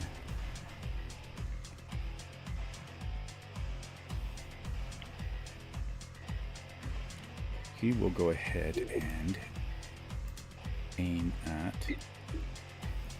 Cub. He will attack Why me? once. You're the healer. That's a critical 20. Ugh. Unless anybody has any reactions. No, I just used it. All right. Crit 20. Oh. I don't think I have anything. Nope, I do not, unfortunately. All right. So, for the damage will be 41 slashing damage. And then you're going to roll me a DC. Let me see. Oh no, you are grappled. You are grappled right now. So you are grappled and restrained, unfortunately, until your next turn, until you can roll a DC 24. Okay. Is that a my con, pencil. dex save, or athletics? No, it's a concentration throw or saving throw for my spell. Oh, right. Yeah. His grapple one would be on his athletics or sush on his next turn. All right. So, I'm grappled. yeah, you are grappled and restrained. So speed 0, attacks affected, attack roll against you have advantage. You have disadvantage, and then saving throws affected. You have disadvantage on dexterity saving throws. As I'm being grabbed, or as I'm being restrained and grappled by this thing, I'm just like, it's like, don't want to alarm you guys or so, but can you all get me out of this grips from this devil? Cast thorns. And then he's going to try to use his stinger against you. 22 to hit, Mr. 22. It is a hit, but I am going to use a reaction, All right. and that is my my staff of defense. Give me a +5 to my armor class, so now I have a 26. Nice. And it's going to use his last one to try to claw you this Or time. so shield, basically. So this time it does hit with a 31. Oh my god. So you take 26 slashing damage, and now that you are grappled, you take another 28 slashing damage.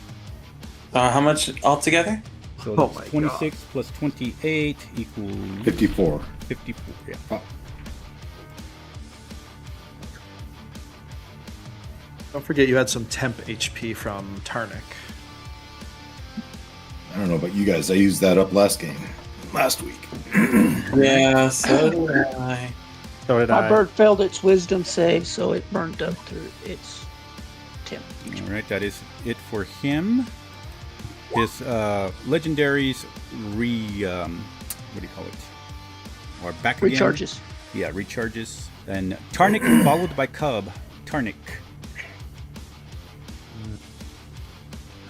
Yes. Channel Divinity as a bonus action, or Vow of Enmity, and give myself advantage on all strikes against him. Ooh, nice. Where's that button gone? I just want to click it off so I don't forget.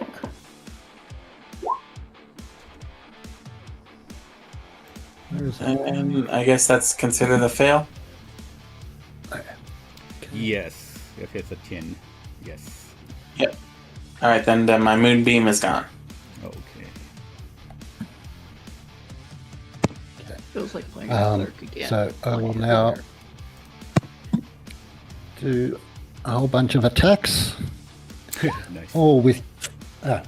Forget that one. They're all with advantage. So 26, 26 will land. 30, That will land too. and then the butt end. Will that break his grapple around me, or his restraint? Unfortunately, it will not. Oh, damn. Natural 20 anyway. Advantage, roll. And then that doesn't make any sense. What's it saying on that last one? 18 or 15 in that last roll. Yeah, that's what I couldn't work out. I don't think it came over. Yeah. Got a 16 here. I don't know why that one didn't come over. Huh. Well, the crit definitely hit. So 3 hits. So the 3 hits. Since that's a crit, while he's rolling damage up, go ahead and roll me a athletics to see if you can escape. That one will give you a chance because that's a crit. So I've got a D8. Right. Add things here. Cub, did you catch that? The what? Yeah, he scored a crit, so he's giving you a chance to escape if you want. Yeah, I assume that's Okay. Dex or DC's 24, athletics, or yeah. That's one. Oh man. Two. Guys, yeah, it's gonna. You guys are gonna have to really, really break me out of this. Because there's no way. Wait, DC what? 28? No, 24. 24. Yeah, I'm not gonna be able to break out of that. Don't worry, Cobb. I'll help you after my next turn. 1, 2, 3. Yeah, no, I'm not gonna be able to break out of that. 3. you hear 8. You hear 7 different Groms say that to you. Alright. So that all so for damage all up. Let's see, 28 for the radiant and the psychic. 28, radiant, and something. Cool. And where did the other ones go? Oh, I hate this. I'll re-roll them. I don't know where they went. It's in the log, isn't it? I couldn't see it. Huh. So I have those are to hit. I have 28 damage here. The custom roll is 28. Yeah, that's just like all the Okay. psychic and radiant damage on top. Oh, sure. Divine favor and that. But the actual hits didn't come through. Oh, go ahead. Well, roll. I see in roll 20 aren't those them? The 17. Pole strike. Slashing 17. Ah, yeah, Okay. that'll be them. All right. Yeah, 17 and 8 then- it looks like. And then that 8 would have the extra for the pole arm for the critical. Oh, okay. So that's an extra.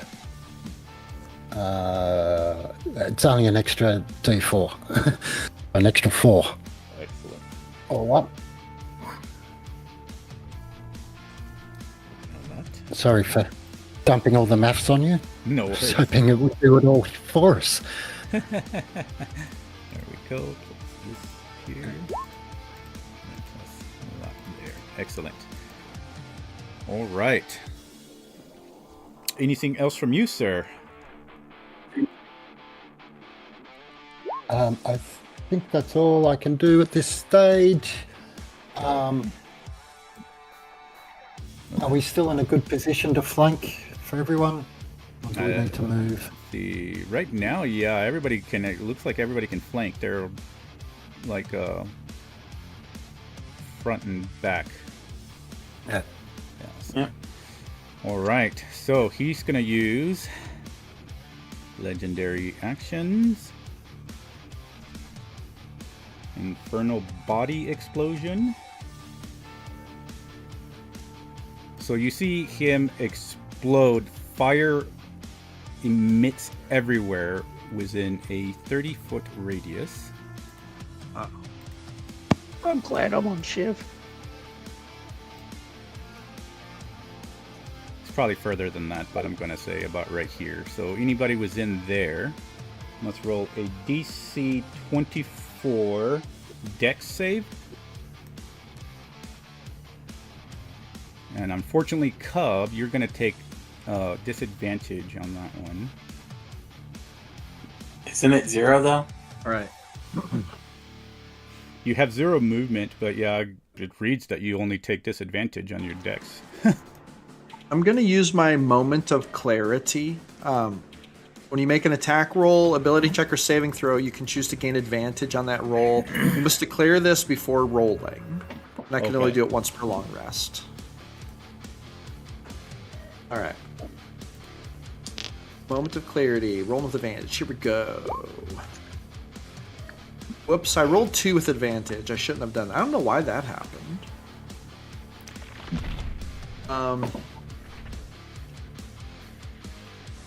So while y'all rolling, I'll say if y'all get a 24 and below, or above, I mean, you'll take half of 45. If y'all fail, you'll take 45 fire damage.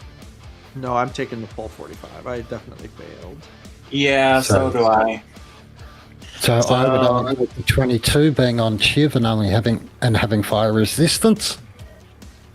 Yep, you would half the resistance of whatever damage you would take beyond. All right. Yeah, if you made 22, that means you made it under, so you would take the full, but then half would be 22. My bird saved, but it only has 30 hit points left, so half of what damage? So if you save, you take 22. Fire. Ooh, that hurt. So the bird only has 8 hit points left. Uh-oh. Oh, Is Cub I'm down? proficient with- Oh, shoot. Oh, hold on, wait. Check something. I feel like, does that book I have give me any kind of fire resistance, or is that not a thing? No, I think I should have just been focusing on the. Let me see if I remember. The languages. Right. Yeah, languages. I think it was and What's- advantages on. What's half and half? Okay. What's half and half? So go 45 for becomes 11. 22, 22 becomes 11. Yeah. Isn't half and half for coffee or something? That's milk. Yeah. Yes, it is. All right. So, Thank you, Shiv. we're gonna go. Since it's Volsa up next, since Cub, you're gonna go ahead and. Unless anybody do anything, Cub, you're gonna. Well, I don't think anybody can do anything. You're gonna go ahead and roll your first death save. So we're gonna roll that, and then we're gonna pause after that, since it's already 10:10. That way I don't fall asleep at 1 p.m. or 1 a.m.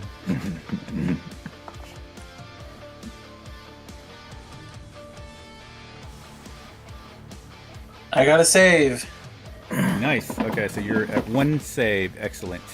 And we're going to go ahead and end right there. We'll continue next Sunday. Ooh, yeah, you do got scared of dying. Nice. All right.